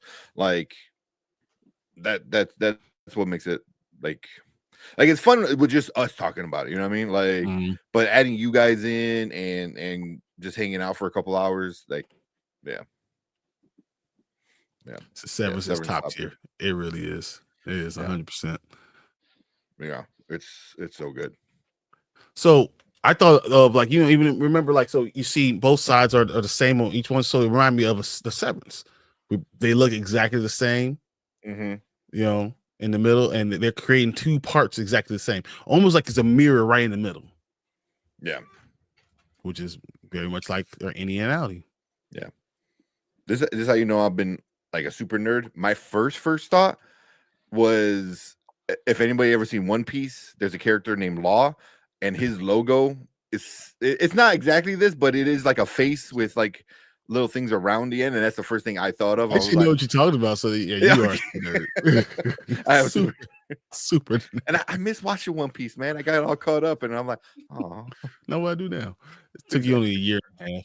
I always have so much to think about after these discussions. I love how we all build on each other's thoughts and theories. 100%. Yeah. It also reminds me of the left and right brain, left and side, right. And then because even the two, not even the back and the front, it's also side to side are also reflections of each other. Yeah, I didn't even. And then where does the chip go into? The middle, where everyone's working. Also, this is a real place in like New Jersey I want to go to. Solo leveling. Sorry, y'all. No, that show is good. I need to get caught up with season 2. I haven't even started season 2, but talk about like nerd and animes and stuff like that. Solo leveling is really good. Too good. More people need to watch that. Yeah. So that's the Keisha. I only deal with the good. Exactly. But Dr. Deb said the symmetry is really cool. I mean, I think that's really important. But what Nikisha said, the left and right side of the brain, and then the actual chip going right here where they actually work. Wow. That's really big. And then now we're sitting looking at Gemma, you know, in her room. It just breaks your heart again. It just brings you back to that episode. And then you see the doctor. And it's so funny seeing him with that damn Band-Aid on his head. You deserve it. Punch him. She get punched again. Damn it. She should just come out of like nowhere, just out of the shadows in this room and just bam. So then I looked at this Cold Harbor, 98%. Got the number, 5 things. So each one of these 5 things are 1, 2, 3, 4. 1, 2, 3, 4. 1, 2, 3, 4. So the 4 tempers, right? So it's trying to equate what you need from each of the 4 tempers. Is that what it is? You know, whoa, you know. That's what I was thinking, at least. So because I know in the boxes when they separate the little group of numbers, it separates them into 4 different tempers. You know, it just has like abbreviation for each temper. But yeah, this. It says FCDR and you know. Yeah. Those are the 4 boxes it gets broken into, but then you have 5 of these columns. You know, but then it's also like a curve, like a reverse bell curve kind of thing, you know. So you have like the 2 ends are maxed out, the 2 inners are, you know, not as much, and the middle one's the lowest. But well, this could be 1, 2, 3, 4, 5 that she's already been severed into, and then this Cold Harbor, which is the most important one, is the 6th part. That'd be interesting. If the columns are her and her part of Cold Harbor, and then the big one on the left is Mark's part of Cold Harbor, I can see that. Let's see. So I'm going to clip that.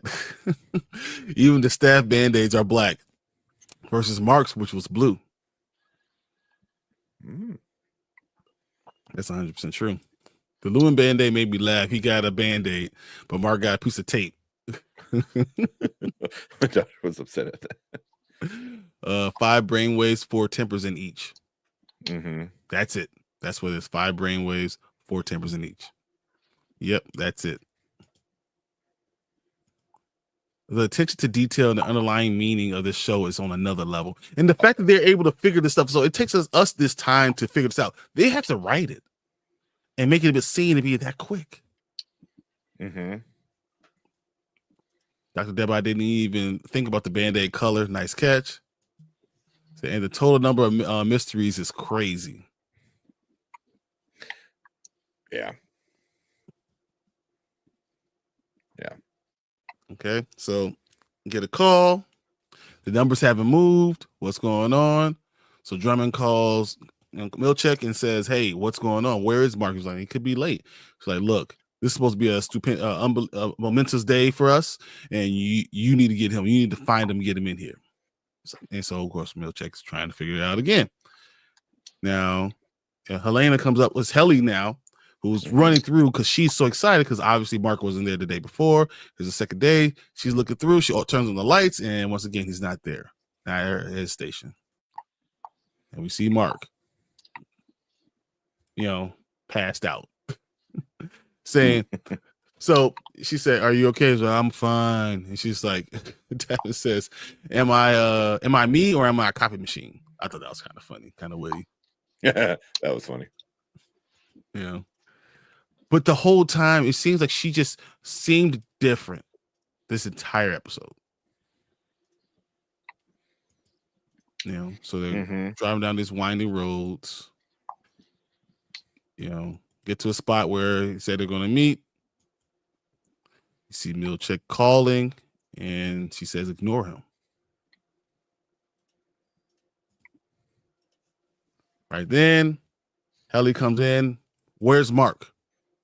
It's like, I ain't got to tell you nothing. That just tells you, there's nothing I have to tell you at all. Why are you asking all these damn questions? Yeah, this scene was so good. Helly R. And she looks at him, "Don't you mean Helly E?" And he reminds her, "Yes, Helena Egan is my superior, but you are my subordinate, Helly R." Mm-hmm. And he had to put that out there. And then he said, "You are being insubordinate. You need to stop."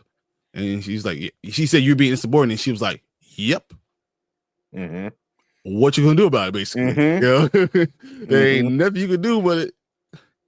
Yeah, it was, devour feculence, like nothing you can do about it. But everyone was shitting on him the entire day. Then he says, "Hey, leave my door open," and she slams it closed. Loved it. He was pissed.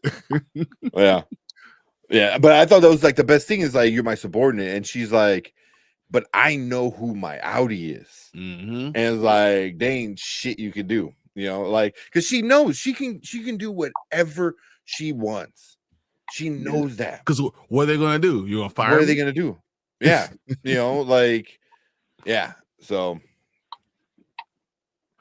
So I thought that whole scene was really, really good. G says, "Are you saying the layout of the building reminds me of Rorschach ink blot test?" I'm laughing, Brian, because I think you see the most famous ink blot as a butterfly. That's funny that you're saying that because so I don't know if you guys know. So my dad is a psychologist. He was a psychologist. He's been a therapist for 35 years. We actually released our Paradise kind of review earlier today.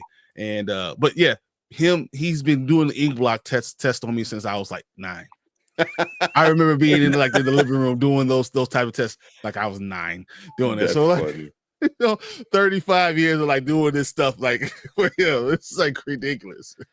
Yeah. Also, I know it's a little off topic. Go watch that because I'm the one that edited the Paradise one between him and his dad, and it's so fun to watch. Like, not only because it's Brian and his dad, so father and son, but also it's like your dad's a doctor, and professor. So like he sees things so differently. And then especially the time of Xavier and his dad, like that was it was so fun to watch you guys talk about that stuff, man. Like, I told him I'll call on you, man.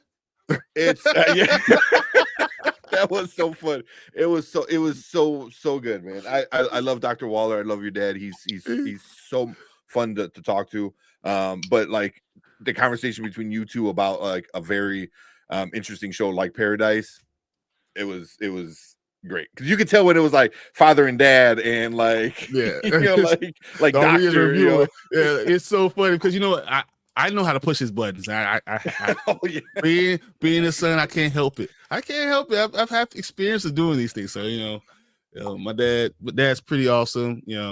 65, whatever. Yeah, I just love pushing his buttons. I just love it. Because I was trying to make it shorter, but it's like it's just you guys go on to really good topics and conversations and stuff like that. So yeah, it's a fun time. It's a little long video, but they talk about the entire season, all 8 episodes. So yeah, if you're into like Paradise, go watch it. I think it's a lot of fun. I had fun editing. I'm going to cut in some shorts, but I just had a chance to. So I was getting ready for this show because I love the show so much. Agree, this show is so well done. The writing, the score, direction, transitions, everything is top tier. The cinematography is actually great too. You should add the clips of Helly walking to your clip. I love it. I want the Stone Cold Steve Austin background, like her doing like the. Oh, dude, she's got that BMF walk. Just. I'll never get over Helly's walk. She is always on a mission. Yeah. Straight like Kylo Ren. Oh my god. That's what you should put on the Empire. Death March. Like dun, the Empire, yeah. Dun dun dun dun dun dun dun dun. My daughter thought copy machine was a sign of something. Maybe y'all are right. That's not that's not over Devon. She should have at least called Ange just check on the baby. Not even asking about the baby. Not even realize she's even thinking about it. Like, what baby? They said, who baby? Yeah. T says Helly walks down the hall like she's walking the runway. Thumping. Poor Milchick was being disrespected by everyone in this episode, but that got him to where he needed to get to. As much as it was bad that they disrespected him, he got him where he needed to get. This whole season, not even this episode, this whole season, they've been disrespecting him. Yeah. There's no one scared of him. I ain't no scared of you. I ain't scared of you. Agreed. Writers and producers, director, excellent job with this with Helly. Yeah. Cinematography, everything is beautiful too. So all Milchick's problems started with Helena. Helly got there too. Yeah. You ever having girl problems? I feel bad for you, son. I forgot you said your dad's psychologist. Yeah, my dad, therapist for a long. I remember him getting through the whole thing, and when he graduated from his PhD, him writing his dissertation, having me reading through this stuff. I'm like, I don't know how to care about this stuff. It's 125 pages. I don't care. Of medical, like psychology, lingo. I can tell medical you stuff did is a direct but medical, like psychology stuff. I can do a direct object if you indirect object. If that's not the right syntax, that's as much as I can do. Nikki said, I'm halfway through your Paradise video. It's really good. I've been waiting to see such a deep breakdown to show them. Made me think so much. That is what we do. Though. Our family is known for doing that. That's why he wants to do his own channel. Just me talking to him about stuff. And I was like, Dad, the anger that's going to come out from you having to talk to me every day. Said no joke, G's. Oh man.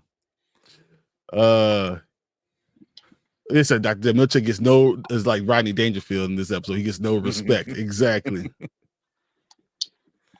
Dude says, yeah, Paradise is good. I've only seen one episode though. It's the best pilot episode I've ever seen. Yeah. That's just what it is. So I'll watch Paradise when then watch the video. Yeah, something to look forward to. I appreciate it. Just check it out. It's actually really good. I think we pretty much hit on a lot of key points. So it's a fun watch. See, I love long videos. It's a great in-depth analysis. So I haven't watched Paradise yet either. Same there. Dudes, can't wait to hear your thoughts after you finish the season. It goes fast too. You start watching it, next thing you know, it's tomorrow and you're done. Lakeisha says, isn't Devon breastfeeding too? She should be throbbing and full of milk by now, right? I haven't seen her not pump not one time. I think that's what they said. It wasn't formula.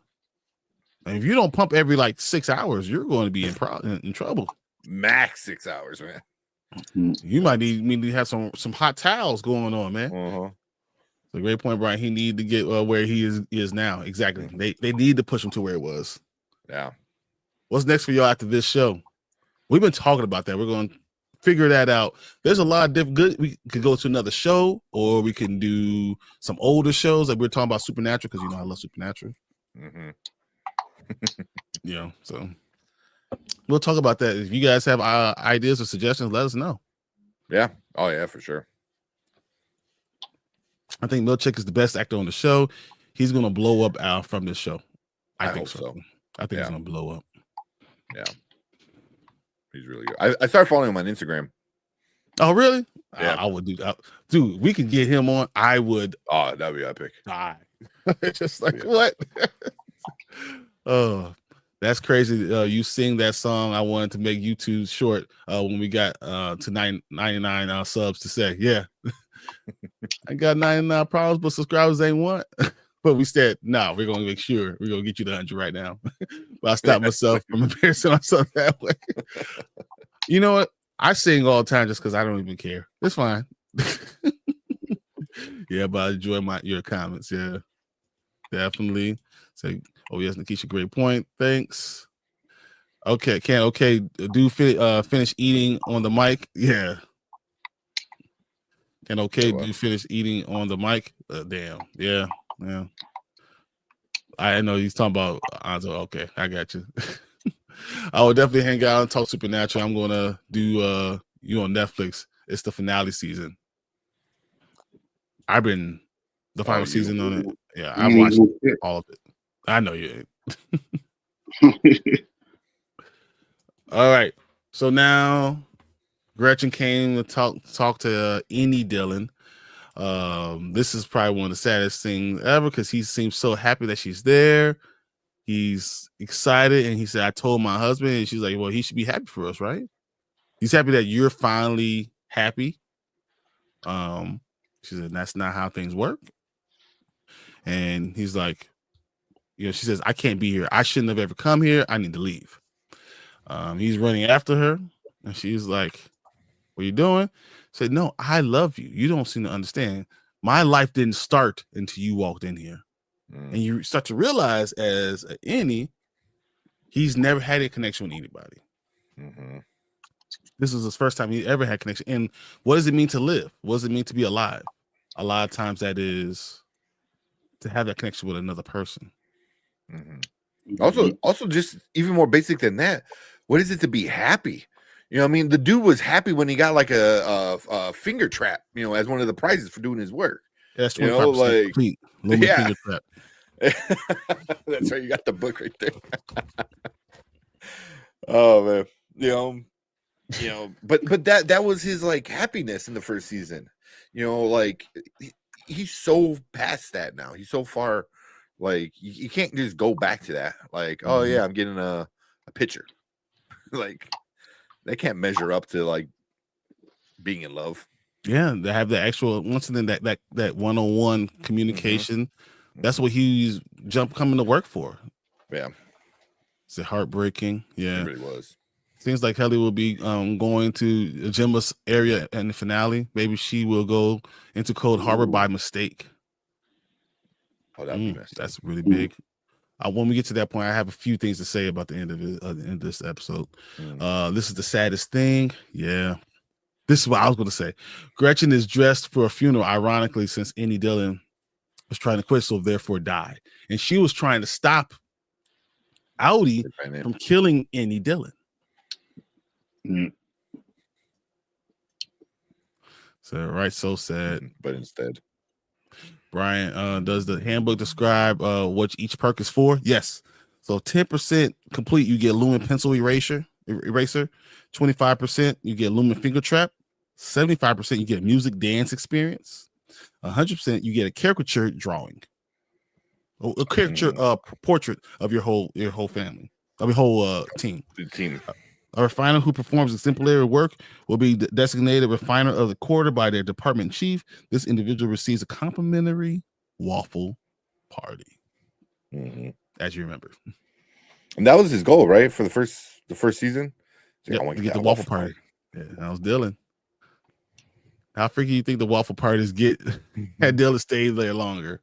Can you imagine, man? He should have been doing it. What up, Delta Dan? What's Hey, up, what's fellas? up? Getting home from my little bro's birthday party in Oakland. Good, dude. That's awesome, man. Happy birthday to your little brother. I didn't notice that. Yeah, thank you, Brian. No problem. What up, Dan? So yeah. But you see the emotion on Dylan's face, right? Mm-hmm. Then you see the ring that he made.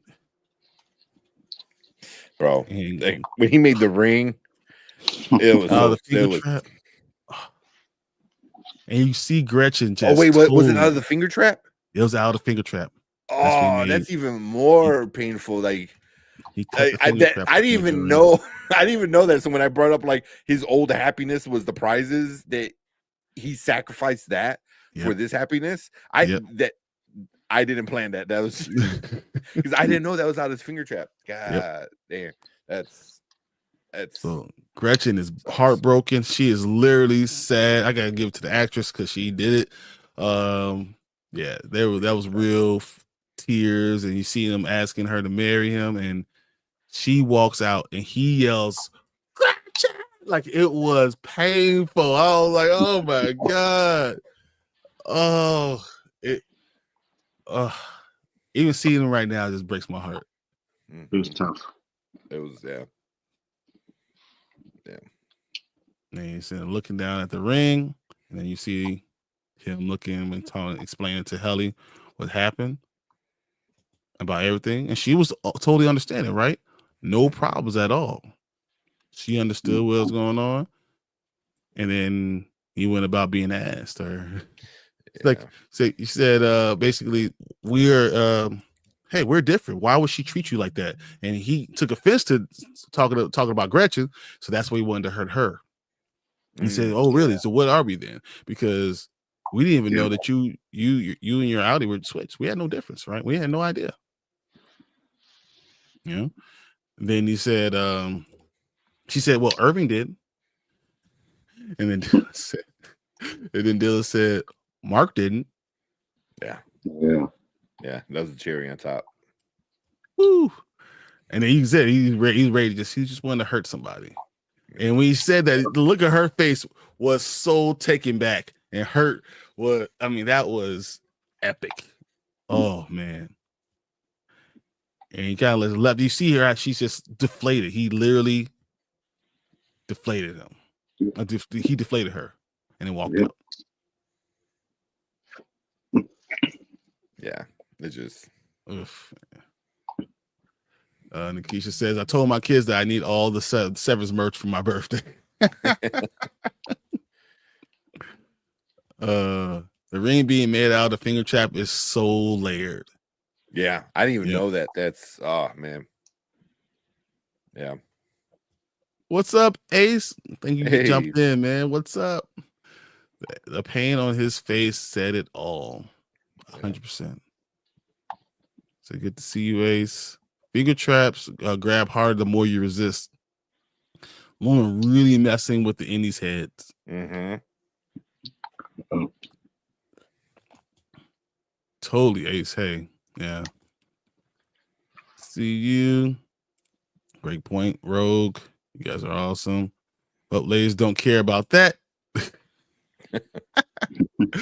Gave his prized possession.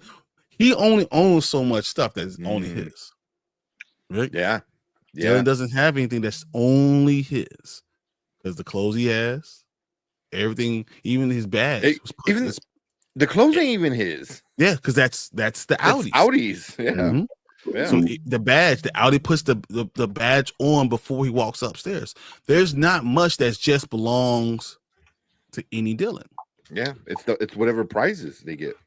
And he took the prize that he got, the one he really held the highest, and made a ring out of it just for her. Yeah, that's whew. Also it really kind of like confused me. I was like, where I think he's really like being delusional a little bit, where he's like, oh, I can be that for you. I can be the happy husband. I can provide for you and stuff like that. I was like, how? You can't leave the floor, not even the building. You can't even leave the floor of this building. What are you talking about? You know what I mean? Like, you know, and it's just like how delusional he is with it, you know, like, you know, which just makes it more sad, you know. It really sucks for him. It really does, and it is sad. Mm-hmm. So it's so sad that you don't worry about Helly, that she just got crushed. Yeah, he just literally stomped on Like, her literally, like, heart. Exactly. He snatched it out of her chest and stopped on the heart. Mm-hmm. And then it's fun. We go from that to Ms Cobel. So we're literally going through all the members of MDR, right? Yeah, everybody. That's all we're doing this entire episode. You see her eyes. Still don't trust her. And you see Milchek here. Did he ever get his computer fixed? Probably not. I just saw it there on the corner. I was like wondering. So she finally pulls up. See Mark. I see Devon. And Devon is telling them the entire time, yeah, listen to Ms Cobel. She's here to help us. We have to listen. We have no other choice. Mark, where are you going? We have to stay here with her. This is our only option. Yeah. Don't trust her. Mm-mm. Don't trust her even a little bit. Yeah. So we see them having a conversation. He's like, why should I trust you? And he said, if one thing happens to Gemma, I'm going to come after you. That's what he tells her. I'm going to come after you. And she's like, well, if you complete the file, she's already dead. Confirming what we all knew. Yeah. That Gemma will die at the end of this cold harbor. Mm-hmm. He says, F this, I'm leaving. Why should I be dealing with you at all?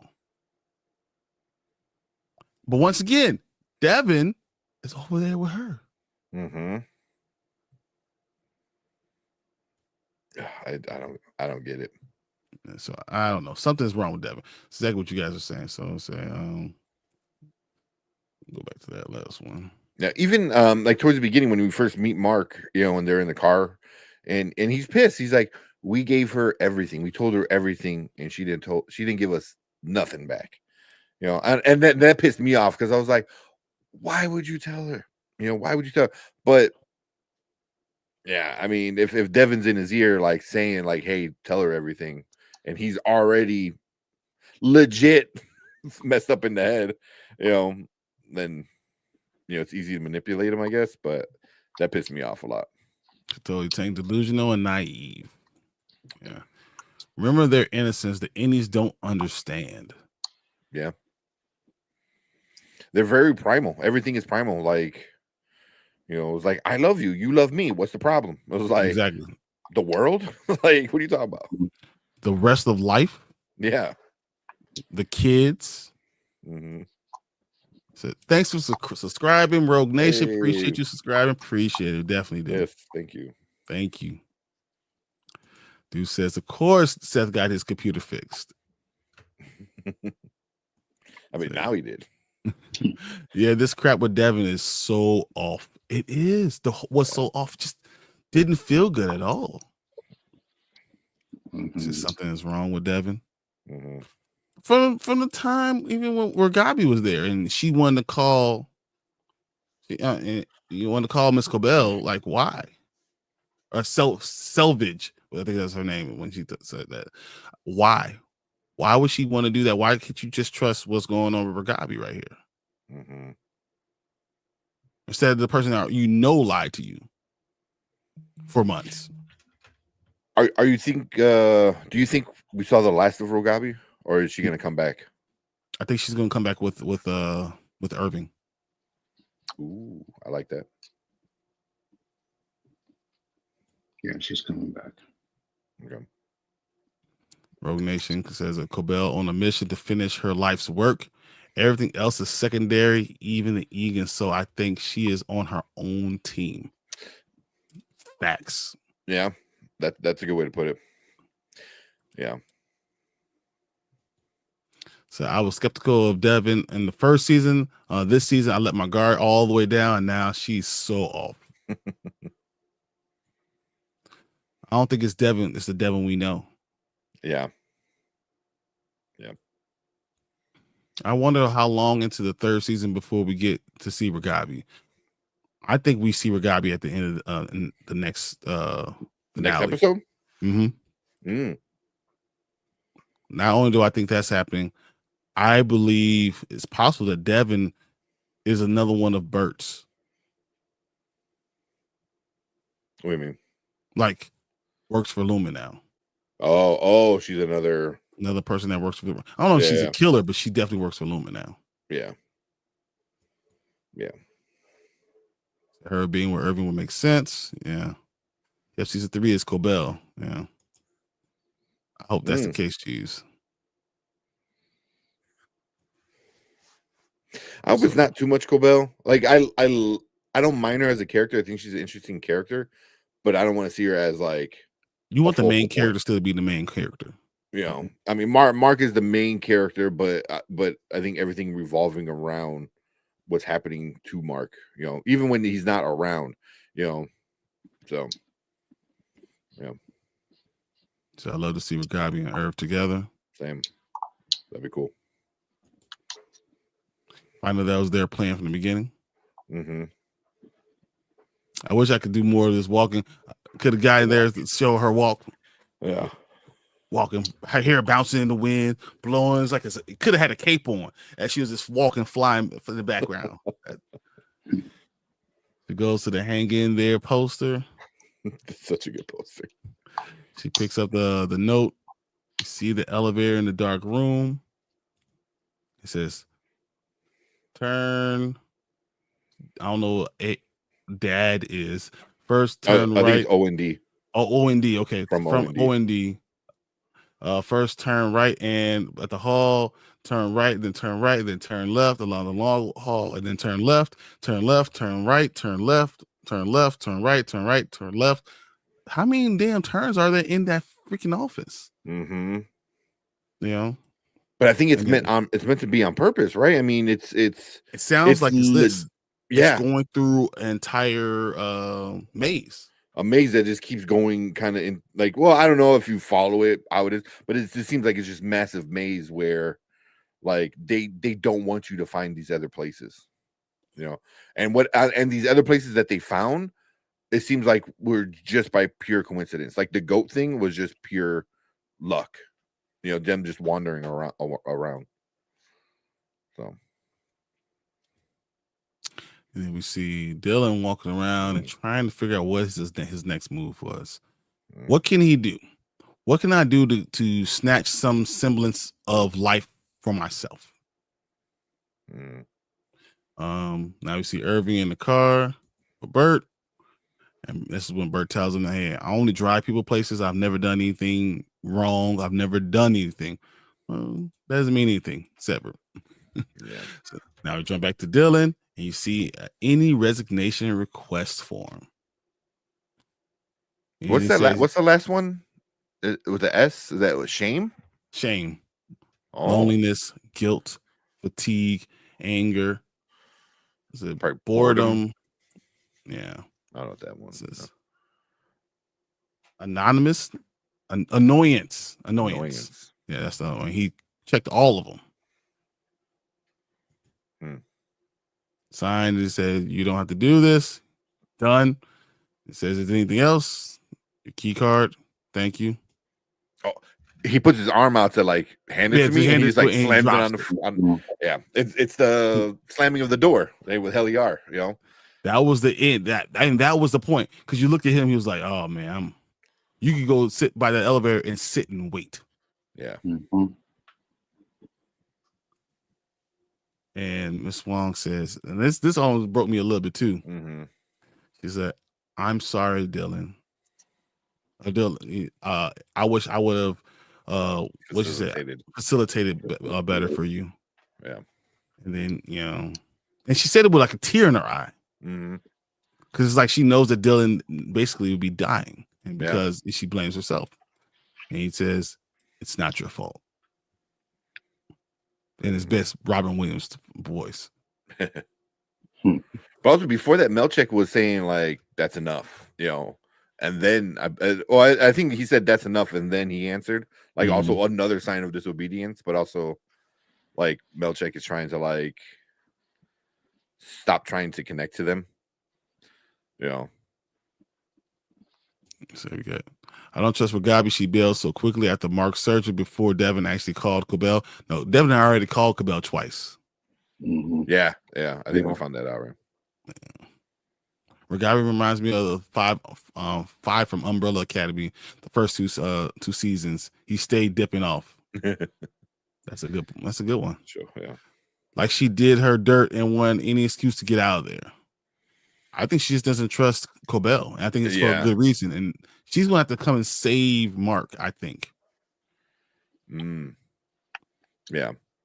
I mean, but she also self like, you know, saving herself is like, no, you're dealing with her. I'm out. Yeah. Like, no, I'm saying that he's going to get caught and she's going to have to come back and save him. I think he's even going to find out that Devon's not Devon. She's going to figure that out, I think, somehow. So smart of her to memorize it so she doesn't have to take it into the elevator. Yeah. That sounds like a back rooms to me. If they do Irving and Drummond, I'm going to lose my mind. Oh, if Irving's working with Drummond? That would be interesting. What if Irving's working with Helena? And that's how he knew the difference between them. Interesting. But I don't want Irving. If it's say if it's Irving and Drummond or Irving and Helena, I don't want Irving to be a bad guy. You know, I'd rather have Drummond be a good guy or Helena trying to take down this office, trying to break free from her jail, which is Lumen. Yeah, Drummond would be really interesting though. My old brain could never memorize those instructions. Yeah, no way. Dude, I would have had to write. I forgot what he said. Left, right, left, right. Like what? Unless it was like in the song, left. Oh, you remember that Simpsons episode where they all write on their hand, and it's a dude with the big ass hand. Like it's like a whole like essay. Like that's what I would need. It's like I'll pay to take a tour on the set of those for those instructions to travel the Lumen hallways. I think even with the instruction, I'll still get lost. Like shit, did I make a left or right? Jesus says Gabi and Cobel are going to meet in the boxing ring next season.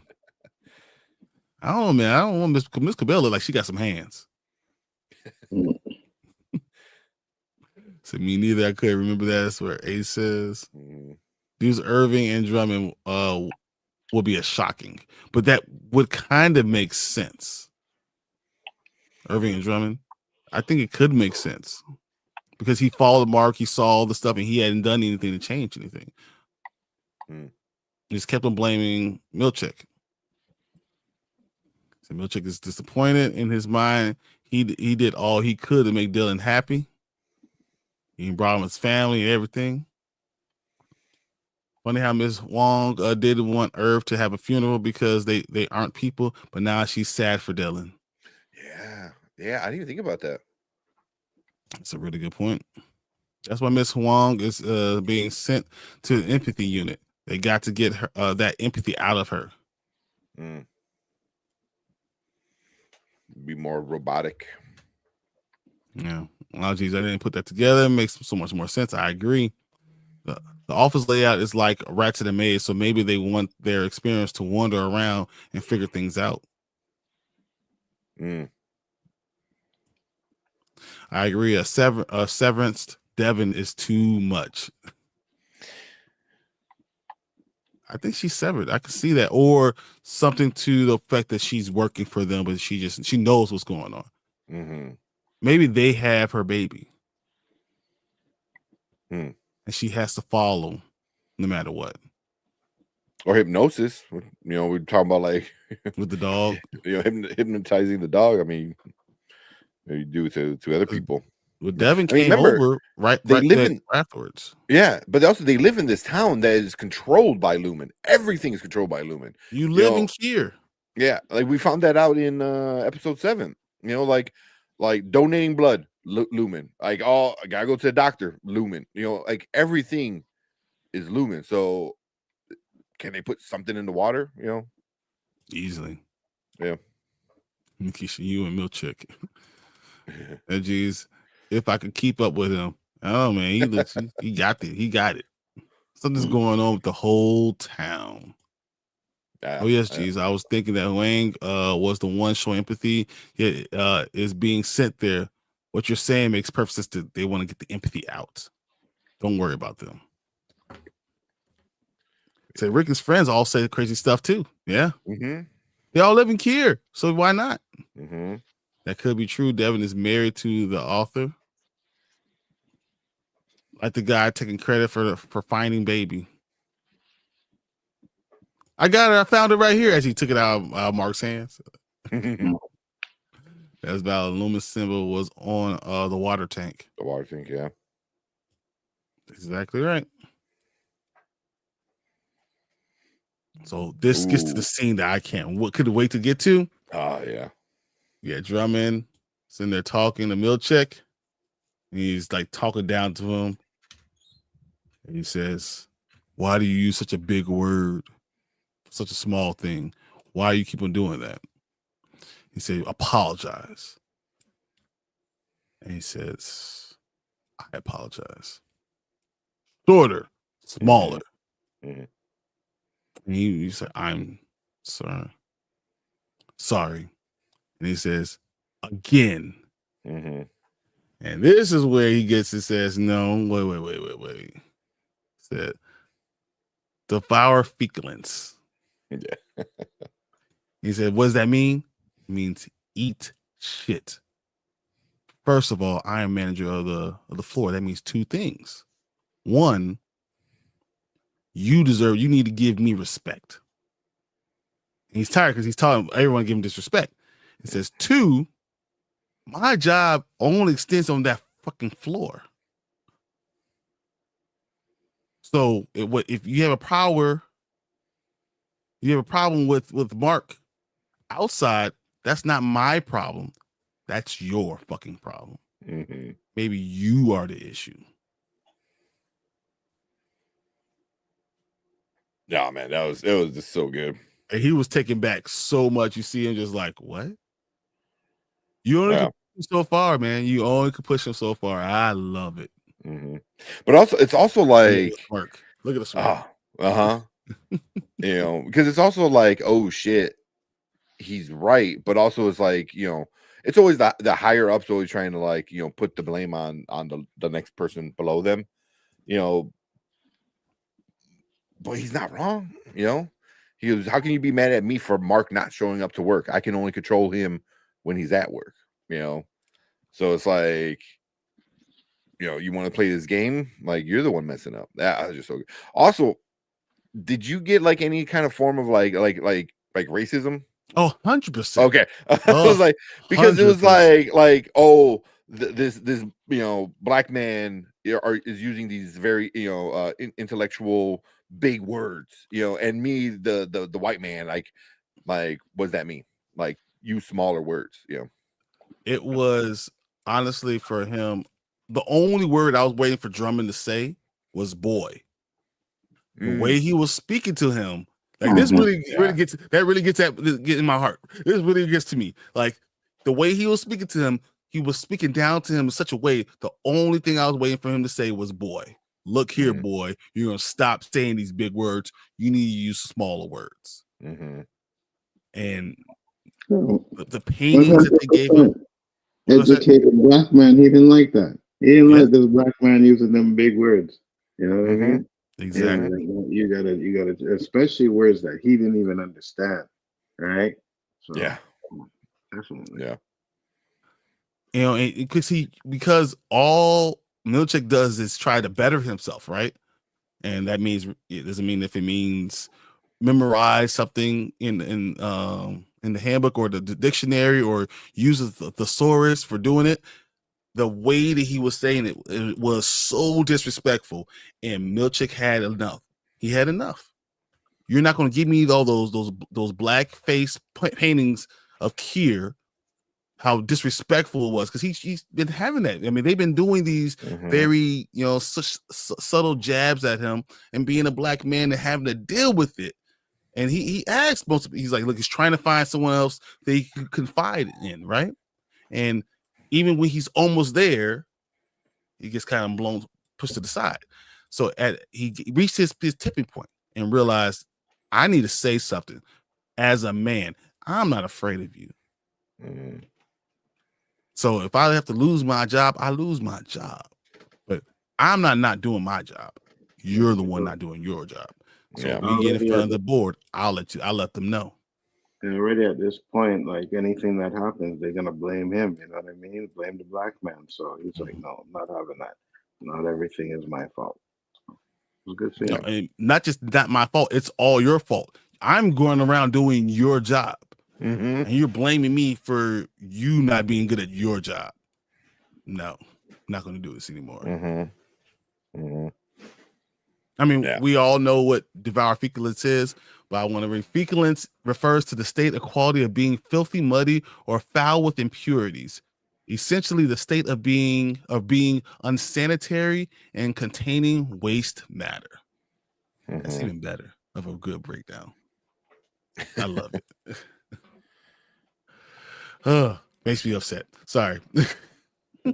Yeah, but also that's what this show does. Is it's like the racist part of especially this season. Not so I can't think of a big part in season 1 off the top of my head, but in season 2 they've done it a few times, and it always gets to that Natalie. He asked Natalie to that breaking point. Yeah, but it always gets to that point where like you said, like all he had to say was like boy, or in other parts with like the racist pictures, like here it is, but we're not gonna say what it is. We're gonna pretend it's something else. So it always gets to that one little point. It always gets to that one little point where like, like are we getting to that point of racism? Wow, I was gonna get back to your stuff. I'm going to start this real quick. Wow, this is unbelievable. Deuce, thank you so much. Has gifted 50 Spoiler King memberships. Thank you so much. Like everybody. Everyone's gonna become a member. Deuce, you're awesome, man.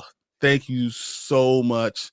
Thank you guys for coming in. Deuce, you are amazing. I can't tell you how much I appreciate this.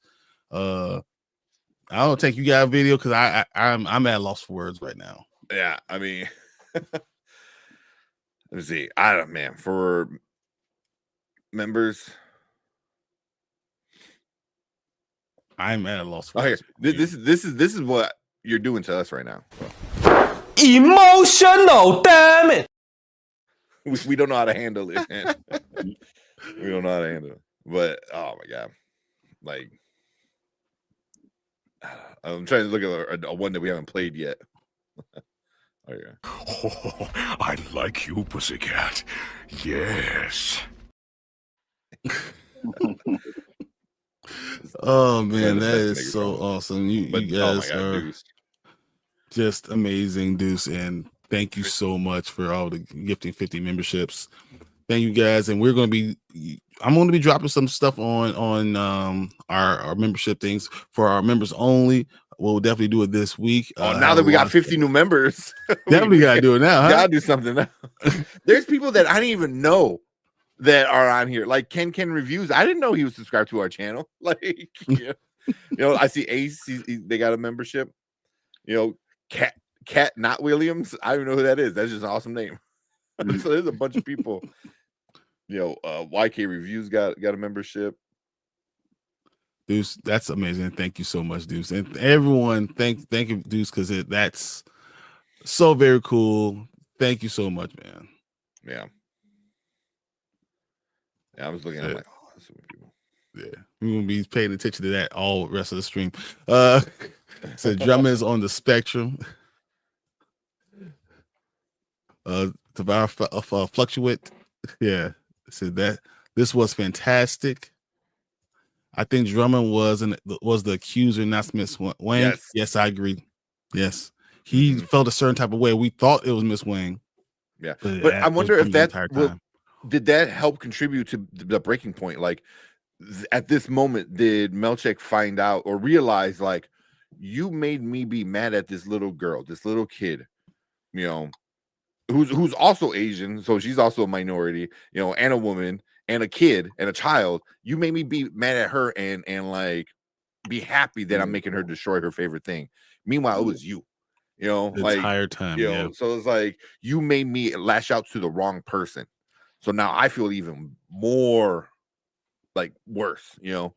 So like, well, you see the little smirk now because he felt like he finally got it out, and I thought that was a good thing too. Yeah, it's the best line of the show, 100%. It is. It really is.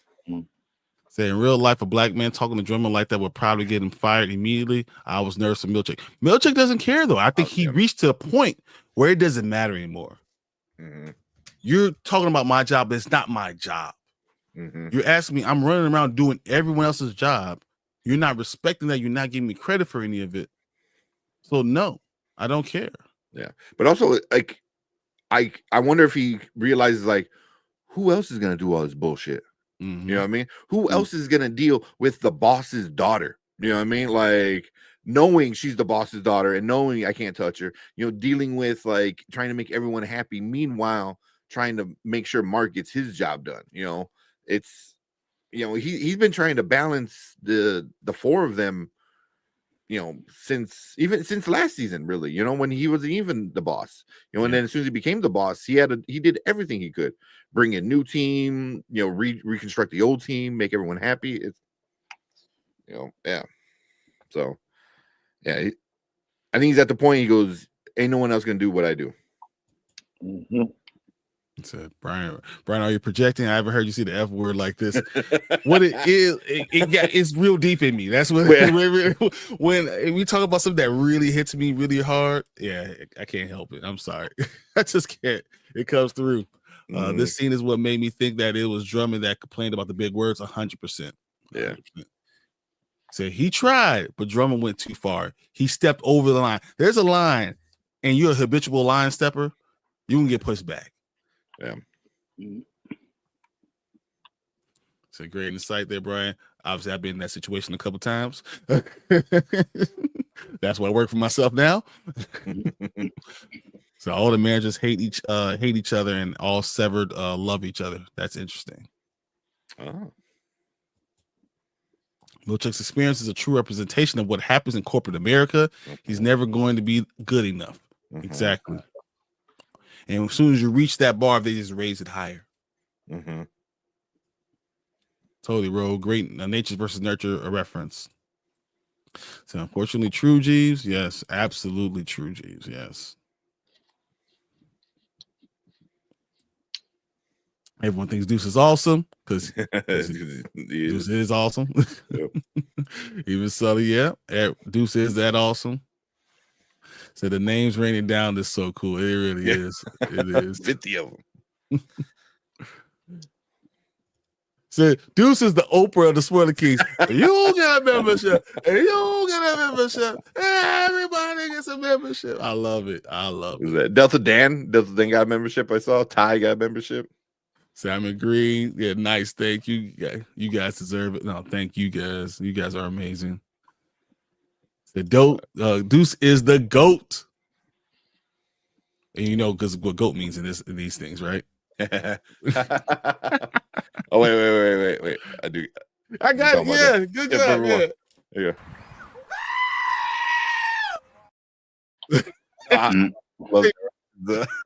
Love and Thunder. There you go. Why do we not play that more with the GOAT? All the GOAT talk? I have no idea. That we need that more often. So this is more it's heartwarming. It really is. You guys are. I don't think I ever showed this. I have because I love the Screaming Goat because it's so fucking stupid. I have a Screaming Goat. Like it's awesome. I love it. It's so you, man. I love it. Yeah, Milchick is tired of being constantly scapegoated. Yeah. Carla says, "Thank you." Hey Carla, what's up? How you doing? Got one of those memberships. So oh, so cute, Nikisha. Yes, yeah, her goat. Goat, man. Deuce, you goat. But yeah, Milchick got his smile back, and he got his swag back by letting them have it. And then he walks off. Mhm. He's drumming right in there to deal with himself. Mhm. I love it. Now, here's another really cool thing. Mark is turning to calling Drummond. I'm calling Milchick. Milchick answers the phone. He says, talks to Mark. Hey, Mark, what's going on? Where are you? Mhm. He says, I'm not feeling good. The nosebleeds, I went and got a second opinion. And then he finally said, you know what? No, I'm lying to you. I'm not telling you the truth. The truth is I need to take a day. Why? Because life happens. And I need it. I have life. Work is just work. Isn't that what you're all about in Lumen? Work is just work and have the balance. And he said balance to him, and that was huge. Wow. Especially after what he just went through. But the work is just work. That I think when he said that, it went to Milchick, and he kind of like hit him. He's like, what are we doing? You know, I think this, like what he did with Drummond, and now the conversation with Mark, it was perfect timing. Perfect timing, and I think this is the turning point for Milchick. For Milchick, yeah. I think this is it, man, because that work is work thing. That I got to remind people at my work, whether any work, I'm like, hey man, don't get me wrong, work hard, but don't forget it's still work. Like they're not here for you. They're not here for your family. Yeah. They're not doing all these things for you. Don't pretend like that it's more important than your wife. Don't pretend like it's more important than your kids, because it's still just work. Yeah. Like at the end of the day, it's like, yeah, you want to work hard, for yourself, be happy with what you put out in the world. But also it's like most places don't give two shits if they fire you. Like, fuck, we need to save 50 grand a year. Well, hire blah blah blah or fire blah blah blah. Yeah. It's like kick them out and make them go to early retirement. Yeah. Who cares about them? Yeah. Early retirement, that's good. You can just lay somebody off. Like, it's work is work, and I think that hit Milchick, because he was staring at that painting and he was kind of, that's why we don't get to yeah. So I need that screaming goat. I'm a Capricorn. I forgot where I got it from. I think I got it from Target or something. It was on. I remember. I feel like I was with you when you were getting it, so that's why I don't remember. I don't remember. It's been a while. Mark's timing was perfect. Had Milchick not come from the interaction with Drummond, yeah. The way this hit Seth was awesome and so well acted. So literally, I feel like this is the this is when he went from Mr. Milchick to Seth. Right now, that's a good here. Yeah, I like that. So Mark's timing was perfect. Had Milchick not had just had the interaction with Drummond, he wouldn't have been so understanding. Mm-hmm. Why do you think they advanced technology inside Lumen but not on the outside? Why can't they track him? It's weird. That is a good point. There's literally a chip inside of him. Or there was. There was. I can't envision the story going forward where Mark's frees Gemma. I think she dies, or all of her memories of her original life are gone. Do they kill Gemma?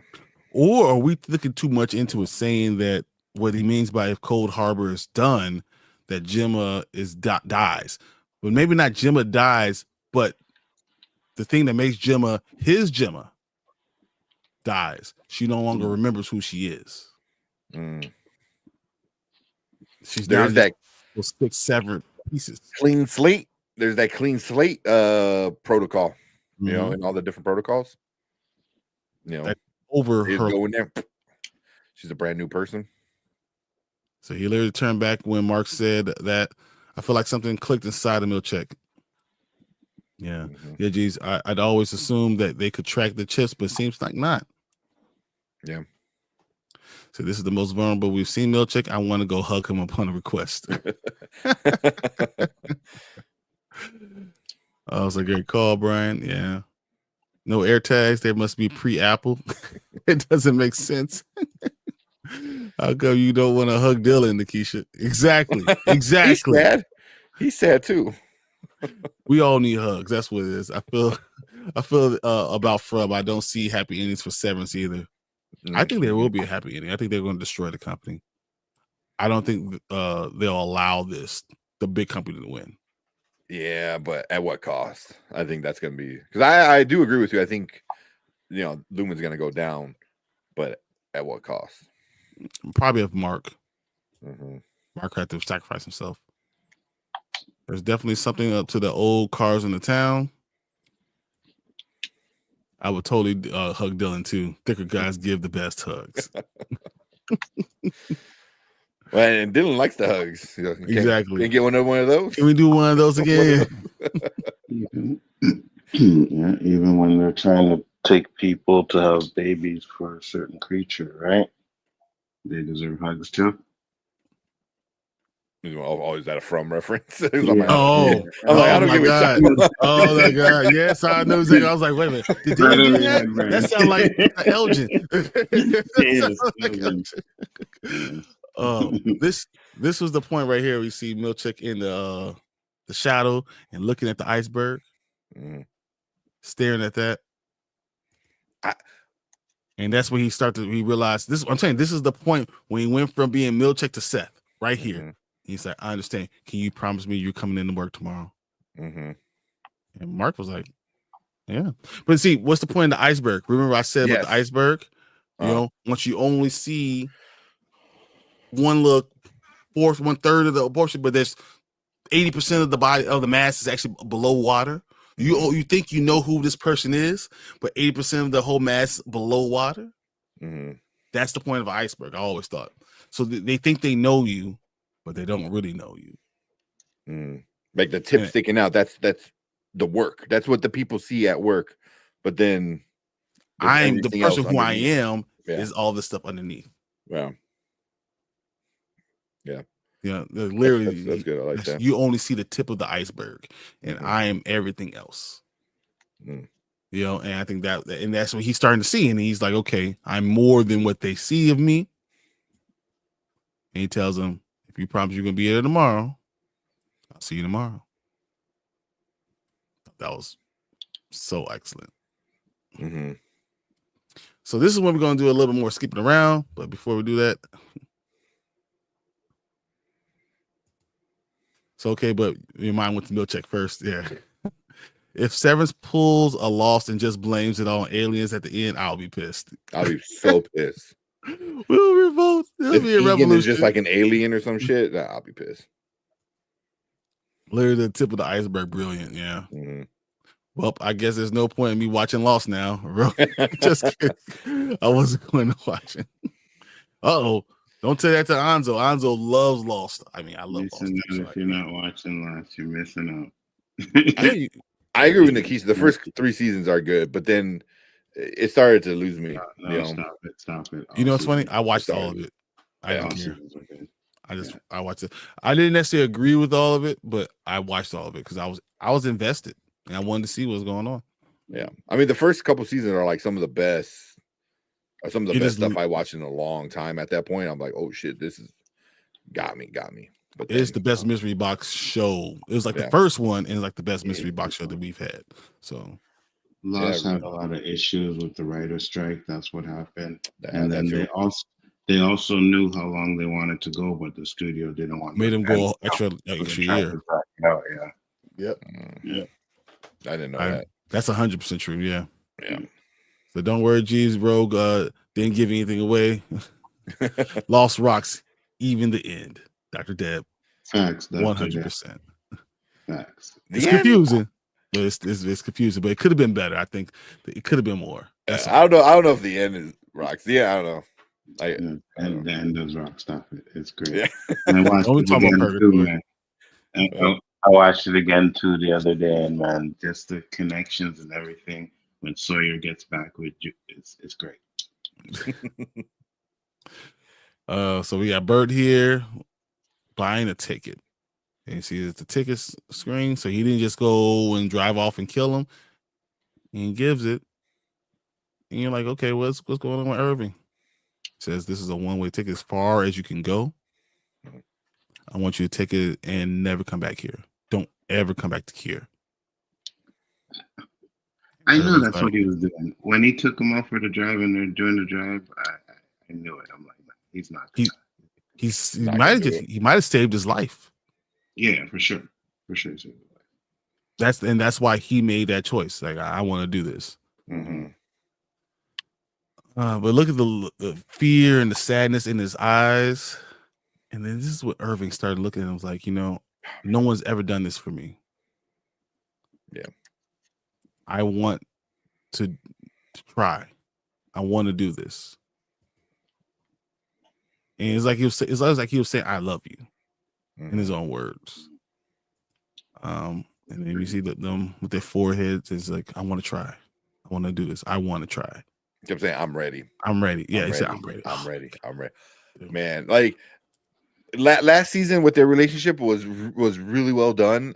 And then I wasn't sure if they could top it. And then this, adding all the more complexity of their outies and everything else that's going on with what they know and don't know and stuff like that. Man, like John was it Turturro? Turturro. Yeah. Oh my God, man, he kills it. But these are the two best season, actors in the entire show. They're the two best ones. Probably. I mean, come on. I mean, these are the critically doing it acclaimed since actors, like 70s, probably, sure, 80s. Yeah, they've been doing it for a long 40 time. years. Yeah. Yeah. Well, and then I've in all the behind the scenes stuff, John is the one that recommended Christopher Walken. Like if you go and watch that, like when the showrunners and the writers were they got John, and John's like, I have the perfect Burt, Christopher Walken. He goes, I worked with him before. We're good friends. We work well together. And then it goes, who has to be sold on Christopher Walken? I know. Well, the writers and the showrunners were like, oh, okay, cool. And then when John walked out the room, they're all like giddy. They're like, are we getting Christopher Walken on the show? Who's not getting by Christopher Walken? Like, yeah, but John is dead on with saying like, hey, I have the perfect Burt, and it really works between them two. So I watched all Lost in the Air originally. It was groundbreaking, but the end was far less than satisfying for me. That's probably what Tank says too. Yeah. I think whoever gave me the membership, Ace, this is all, man. Who else but the GOAT? The GOAT, exactly. Oh man, that's awesome. I know loving the ending is a minority opinion, but yeah, I also like the ending. I just didn't see it coming. In Love Lost? Yeah, I didn't see it. People were saying that's what the ending was like since season 4? I thought they were going to do more. And then the writers and everyone's like, no. What the ending was? They were in purgatory. People were saying that for years. They were not in purgatory. They ended up there at the end, but everything that happened. They were not in purgatory. I thought that's what it was, right? Because they ended up back there, so they're out there living their life. Those little flashbacks were actually showing what they did afterwards. That's why they have an episode called "Whatever Happens Happens," because everything happened. They were alive. They all died at different points in time, but they all came back during that time before they could move over into the other world. God and all that shit. They had to meet up in heaven first because they were the ones that were most important to each other. So yeah, there was no purgatory. No. Mic drop. Yeah, seriously. Probably gotta watch it again. It's been a while since I watched it. Say it was Deuce. Deuce is the GOAT. So I wanted them. The kids rubbing foreheads wasn't enough for me. I don't think I needed them to kiss.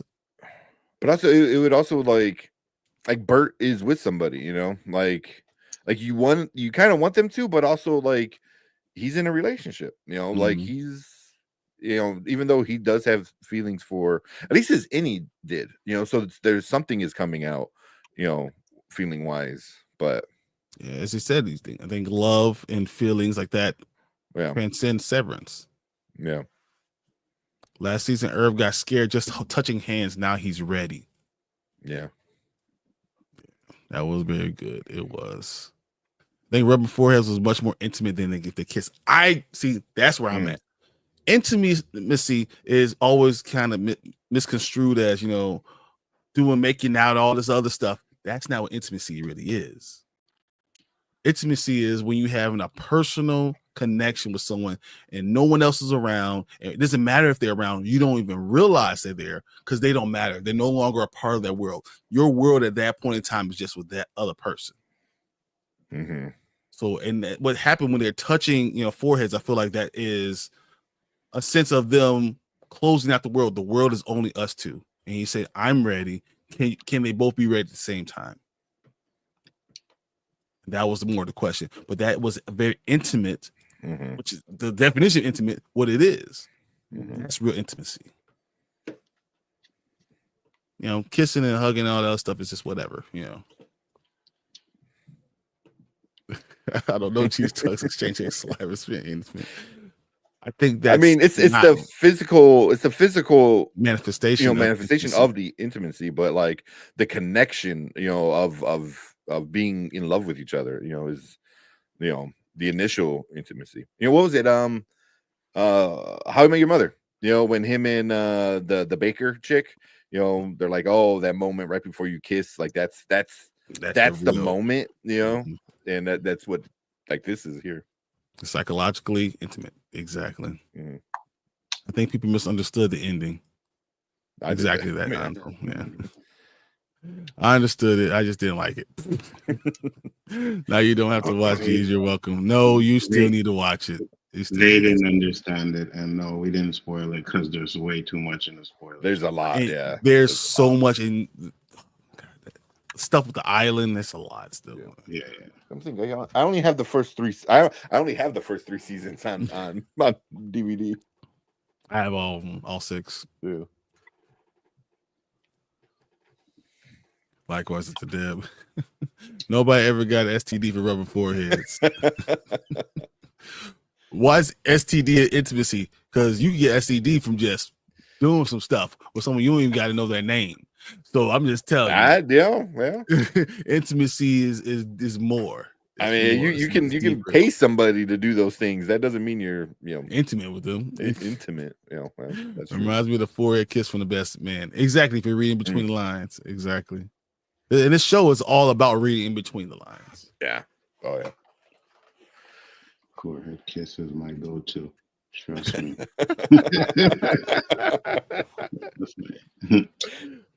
Oh man. So do you guys recall when there any relationship or just love transcending Severance? Do you think that Irv recalled there any relationship or is it just love transcending Severance? I do believe it's love transcending Severance. I think that's what it is. Anything that you thought that was in the back of your mind or that was, your id or your whatever, the parts of your who makes you what makes you, transcending the wall that they put up, and that feeling with that person seeping through no matter what. Yeah. Yeah. And I think they really did the whole Gemma episode. I thought they kind of explained that things carry over, like pain carries over. Pain is more understandable because you can feel it. But also like if you can feel pain, you can feel love, and happiness and other things, it's just, you understand pain being more physical than emotional, but like there's still a lot of emotion in pain. So, I don't know. I just thought that episode was not also a Gemma episode. So a lot of that, but it also showed like things carrying over, out of it. So I think but that's huge. And that's the point, that it's going above everybody, above and beyond. So no matter what you do to try to cut them off, that part of them is still there. That love for that person will always be there. So that's something I wouldn't be surprised at. What it is that Gemma gets erased, but with her original life with Mark is erased for her, but there's something about him that makes her love still, and that's the ending of the show. Still that connection. They're still, and they are willing to redate and retry all over again. So say, okay, I'm out of my depth here. The kiss of death is yeah. Good question, Dr. Deb. I agree. Thanks, G's, for and for addressing it, guys. Of course, I agree. True love, true love transcends everything, including Severance. But why didn't that happen with Mark and Helena? He was hoping. See, I'm on the same page as you with that. Yeah, I don't think, but you don't think that it's because Mark really is still in love with Gemma? The real true love, the person the person inside and out.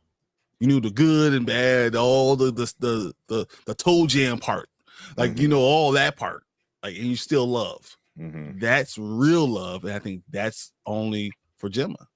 Yeah, he knows her inside and out. Yeah, but it's also, I think, a little harder for Helena too, is because when she met Mark knew exactly who she was the second she sat down. She goes, "Oh yeah, you're my boss," basically, so that kind of puts a block in everything. It's like, oh, I know who you are, so you already have some pre-established feelings for a person that is your boss, so, but even then at the diner, I think they had a little back and forth. Yeah, they still felt had a little something, back and forth. Yeah, but it wasn't the same level. No. But also she cheated. I mean, she knew. She had all the information and he didn't. So it's not like these two have no information. But this is a good one. But Mark and Gemma felt nothing. But they kept each other. They kept them away. There's nothing substantial about their connection. But they did, because remember, like when they were passing by each other and they wanted to touch each other. She went in there and she had. What was her happiest day? Feelings. Yeah. Her happiest day when we had to go and she saw Mark. So it wasn't. Yeah. It wasn't as flat out as Burt and Irv right here, but it was there. It was there. It was there. Ja Rule said, "Love is pain." Anytime we were quoting Ja Rule, we're wrong. No. She's a rogue. Alternative points. Ja Rule, that dude is wild. He is on the low for real, for a reason. Exactly. So I'm intrigued. Burt and Irving had it deeper than Helly and Mark because of Gemma, because she's the blocking thing that stops them from being what they need. You don't know about him and Puffy. Enough said. Take that. Oh damn. Yeah. different chat. Makes perfect sense, Nikisha. Yeah, Ja. Yeah, true, Gemma. Did he say his best days were her best day was with Mark? Just being there, nothing intimate about it, but just being there. But if you consider how her days consist of, that probably would be the best part of her day. I think that if you ever let Gemma get too close to Mark, that it would have broken her severance. Possibly. Yeah, it would have broken her severance. They had those rooms. How many times did she do the rooms with him? You know what I mean? So that wasn't him just interacting with his life. It was her talking, saying the same stuff that she heard him say before. But if they had a conversation, like he went in there and she told, "Your Audi likes to do this, likes to parasail." Well, like when Audi likes whatever. Was she coming to get Irv? I think. I forgot who, but she went to MDR, and that's when she had the little chit chat with Mark. But she was there to get somebody else. She was there to watch Helly, right? When she was there, after she tried to kill herself. Yeah. That's what. But even like Anzo was saying, Gemma goes through all these rooms, and maybe she's more susceptible to having those feelings, carry over because she's so used to it, from other, almost like building a tolerance, a little bit, like she's able to be more susceptible to it. Severance is like walls, and the more you sever, the thinner the walls. Yeah, that could be too. That's really good. I admit when Irv was saying, "I'm ready," in the forehead scene repeated, I thought for a second Irv was going to reintegrate, but I think y'all right. I think I understand. Exactly. When Cobel had the candle in the wellness room with Gemma and Mark, he made the clay tree, which assumes the tree or how Gemma died. Oh shit, yeah. When she hit the tree or and went to the water. Your Audi will okay. She was going to say kill. Exactly, Keisha. That's interesting. That's really interesting. Well, they say goodbye. Irv walks out.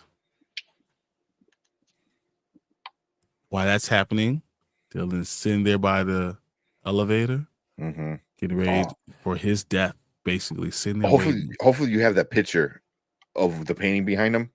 Yes. Oh, I got it. Okay. 100%. When they show that, yeah. That was so awesome. And while that's happening, we see Miss Wong or Eustace see her bus coming up. Now you feel sad for her. Like you're like, I wonder if she could have done some good with Melchick if they were on the same side, kind of, you know. What is Radar? Radar is like literally the dog person of Irving. Like, look, you see the grayness in his face, his snout, and everything. He's literally the dog embodiment of Irving. Let me see Burt, how alone he is. Everyone from the first season, how all of it is split up. They split all of them up. He looks like look at the dog and look at Irving. Looks just like him. Yeah. So, this is it. This is what we're talking about, right? Yeah. And you see Kier severing the heads, and who is on the chopping block next for this one? Anybody in chat remember what this was called? Because there's a name for it of this painting, and I can't remember what it was called. But I mean, this was obviously very deliberate, you know. But that showed that he was dying. He was really going to do. Yeah, he's going through it with it. Yeah. What is that painting? I really want to know the painting. I really want to know what that painting is. It's something you think I would have. Where is it? I have it here.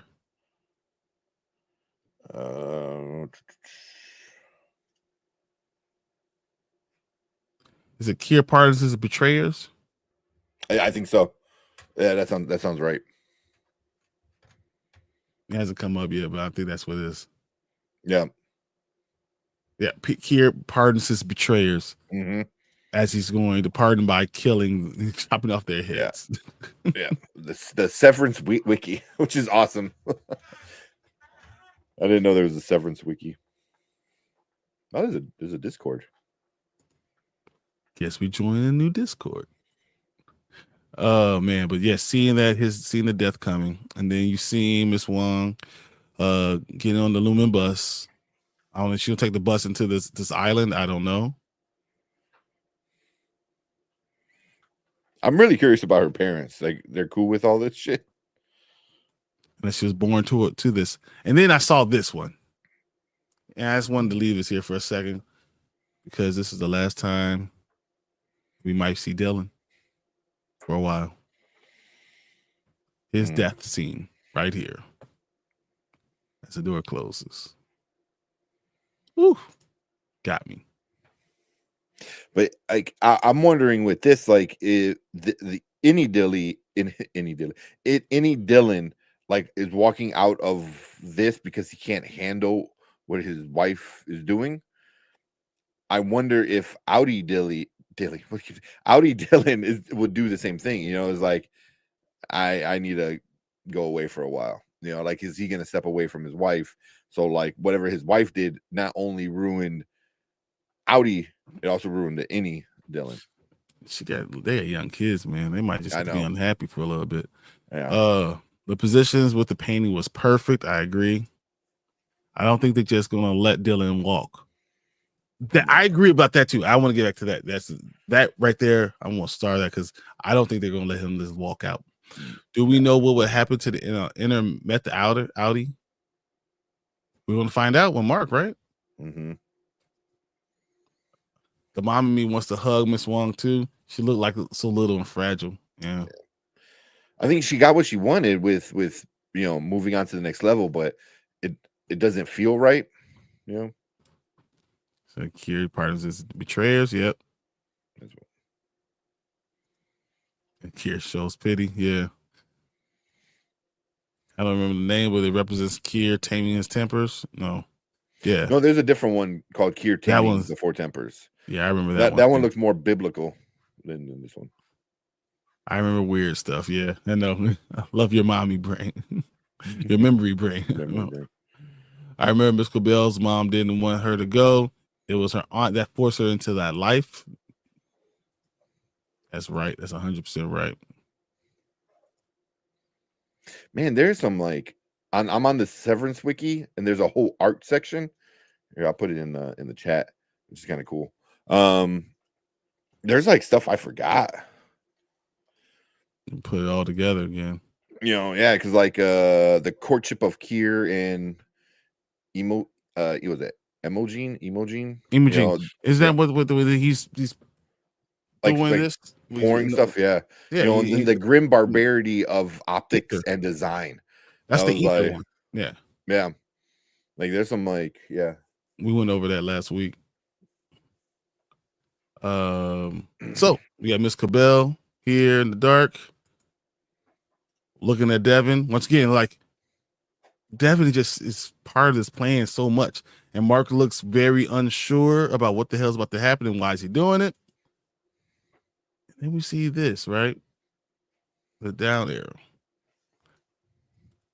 And you see Ellie trying to memorize the directions. Staying back and forth to herself. Right, left, down, So right, left. Go ahead, play.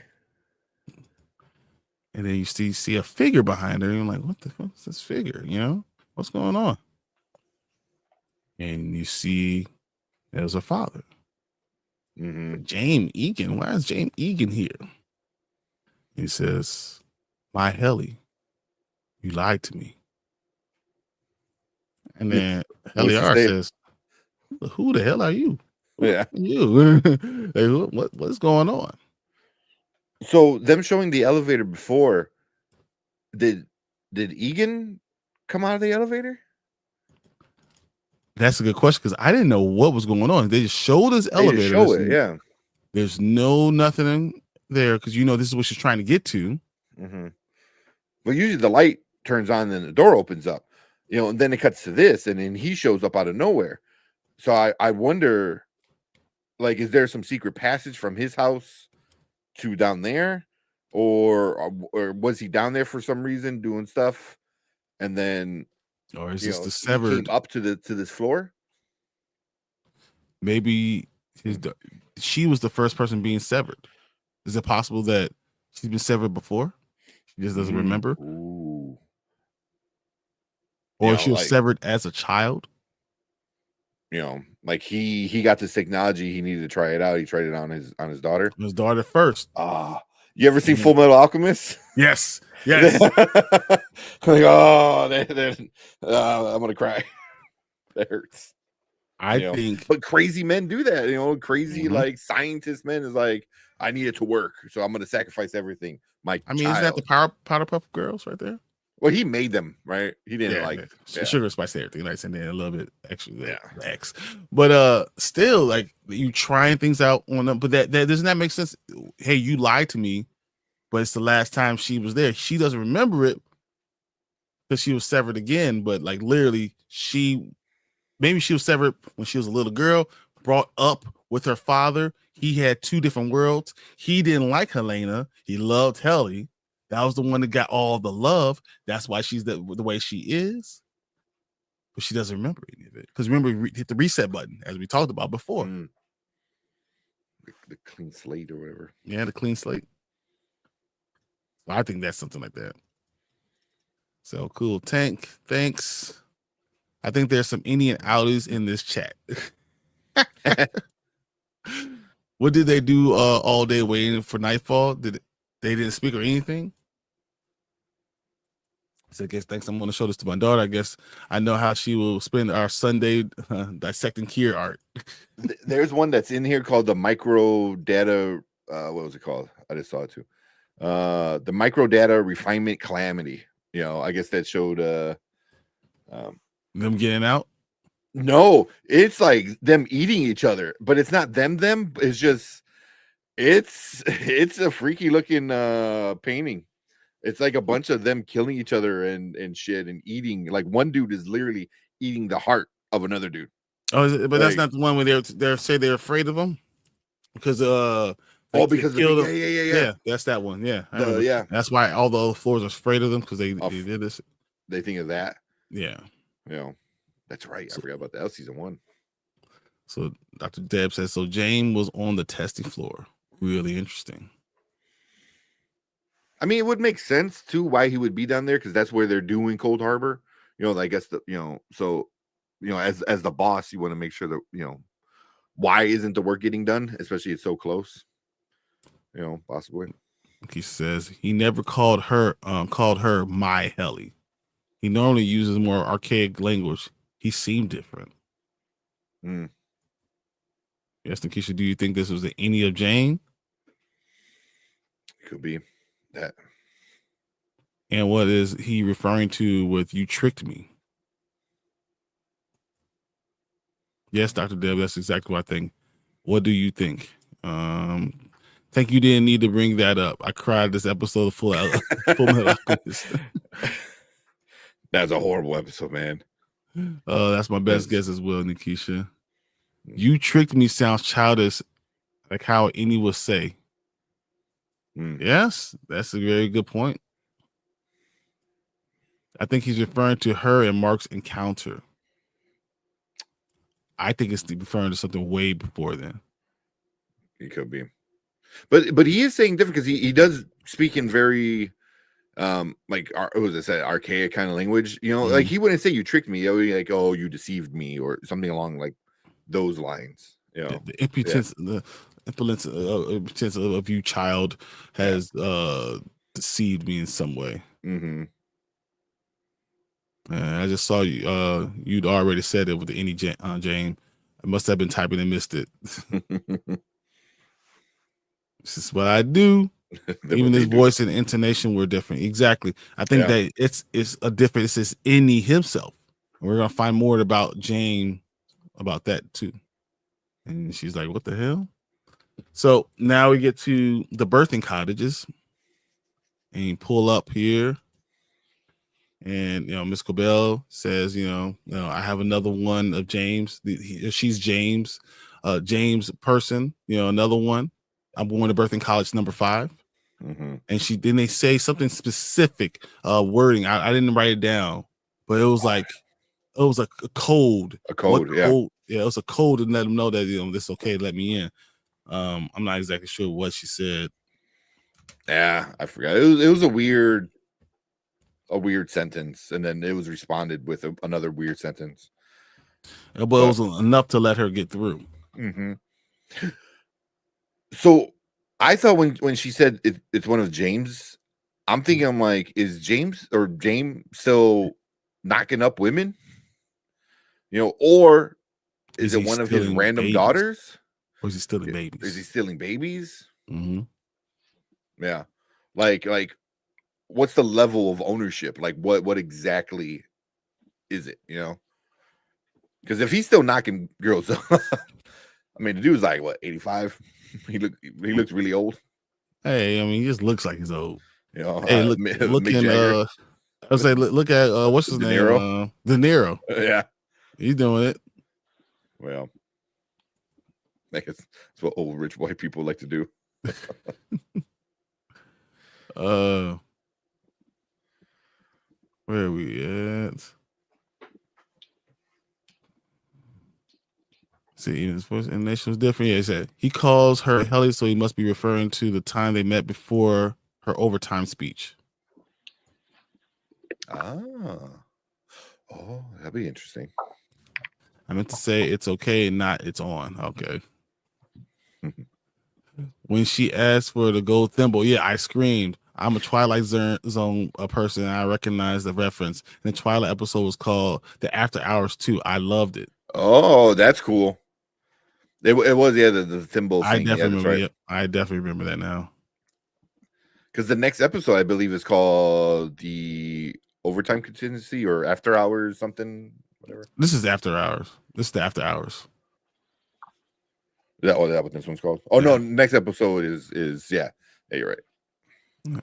So you nailed it, Catalyst. She said that she was looking for the gold thimble too. Like, what the F? Mm-hmm. It's one of my favorite Twilight Zones. Awesome. I didn't know that. I got to watch these episodes. Awesome catch. It was also an episode, Catalyst, from 1960 that still stands up. The Cold Harbor is the finale. Yeah. Cold Harbor. This one was. Yeah. Also, like, a lot of the old Twilight Zone, the graphics are kind of silly, but the story is still like they're still good, man. They're still good.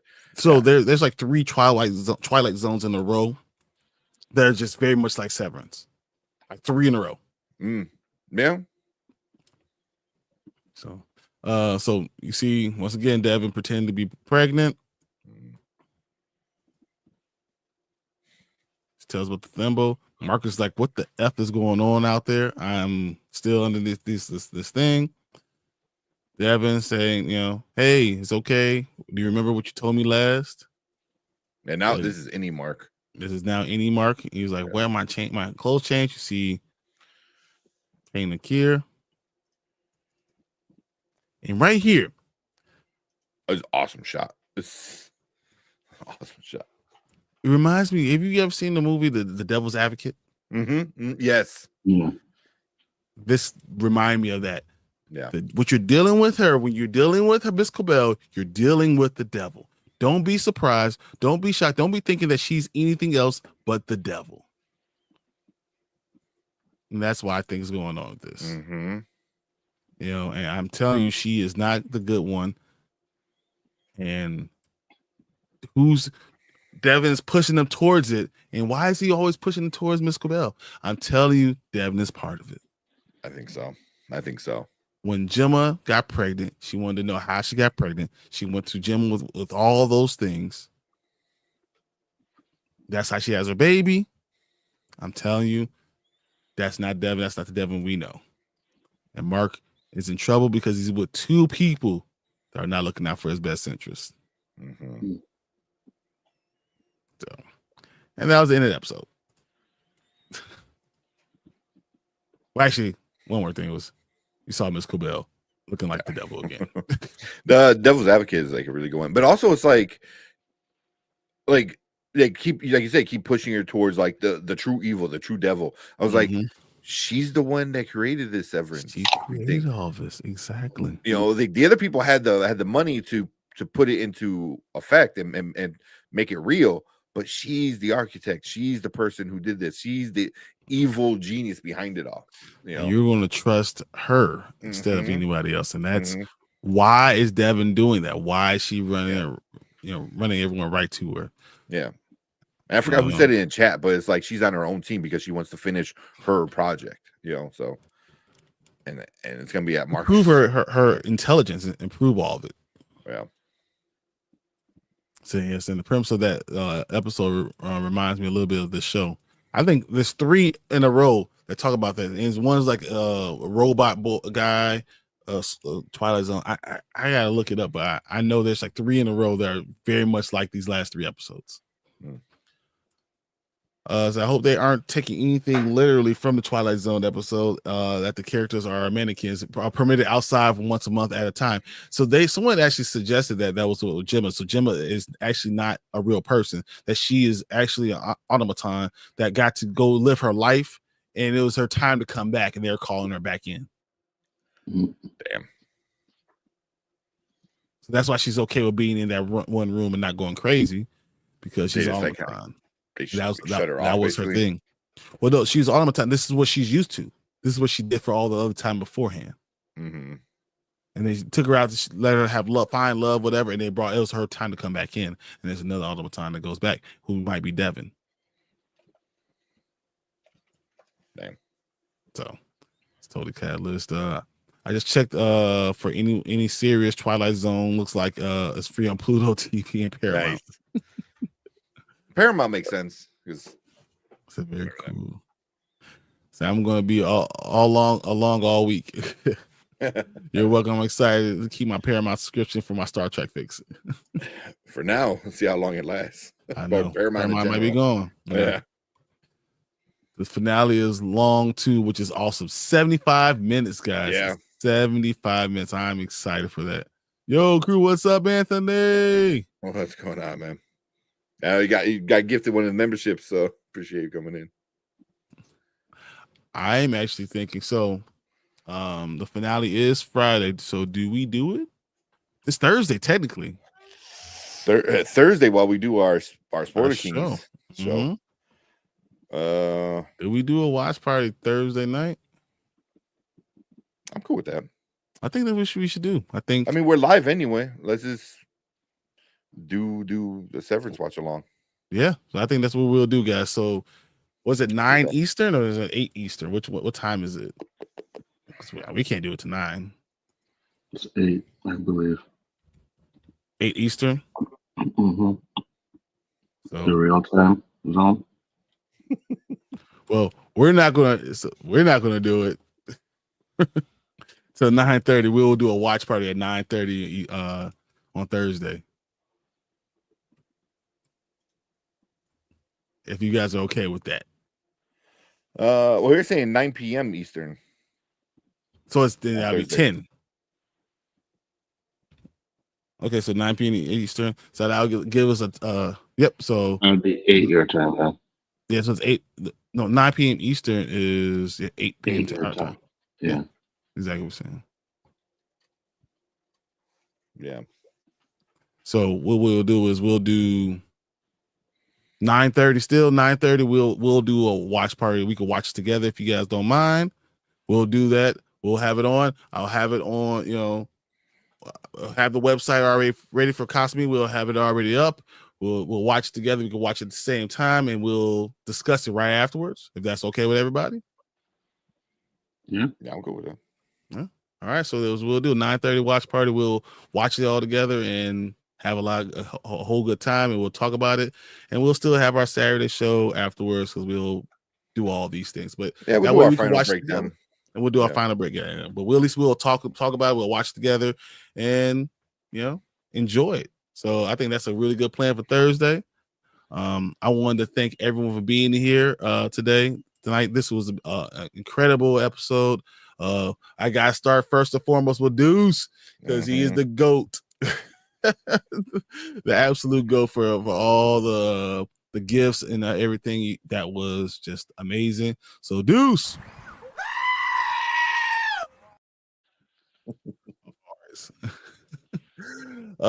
Thank you for Dr. Deb and Catalyst and Nikisha always being here. Always appreciate G's. Always appreciate you. I think Sully gave a super chat too. Sully did that. Yeah, Sully did give us a $4.99 super chat too, which is amazing. Love the support. Rogue Nation, thank you for becoming a member and coming in and supporting. Everything you guys were saying in chat was just amazing. We got so Anthony came in at the end. Thank you, Anthony. Appreciate you. Ace, always love when you get to talk to you. What else do we have in here today? We had Carla come in for a second.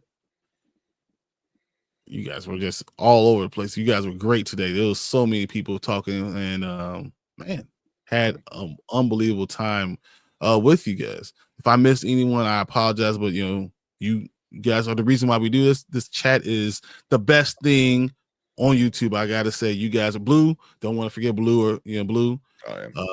But you guys are the reason why it's so great to me to talk to you, bounce off all these ideas with you guys. Thank you for making this the best part of my Saturday. And you guys are awesome. So that's all I got. You got anything, Tank?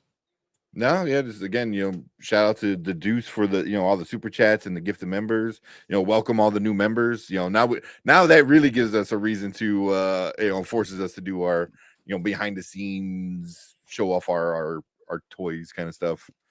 I feel it's gonna be like that from Ragnarok. He goes, "Behold, my stuff." Like that's what's gonna be. No shake weight here. No shake weight. But no, we definitely will do a lot of things. Good night, guys. Thank you for all the fun, and we'll see you soon.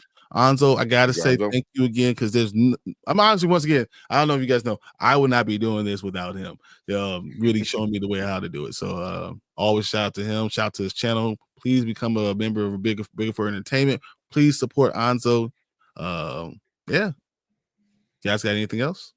Appreciate it. It's all good, man. I appreciate it. I come in and hang with you guys. It's always a good time. You know what I mean? So It's almost 2:00 in the morning, so it's even bigger. Yeah. I expect these to be long, so don't worry about it. This was only 3 hours. It's not like No, the it's 4-hour only one that we did. We definitely have done all of them. So yeah. I mean, we did the Paradise one. That was 3 hours. So Oh my goodness, yeah. But that I was a was whole done. season, right? So this is yeah, we did the whole season. yeah, it's not as bad. So no, I was done then. So appreciate you guys. Yeah, Thursday. I'll try to make the room like earlier in the week so we can promote it. But yeah, Thursday we'll do the watch party. We'll talk about it a little bit and then probably just hang out for the rest. See what else. Sounds like fun, guys. Yep. All right. So once again, we got our regular stream on Monday. Monday will be at 9:30, and Thursday we'll do our watch party with you guys. Thanks everyone for being here, and we will see you guys later. Peace. Later. The board has concluded the call.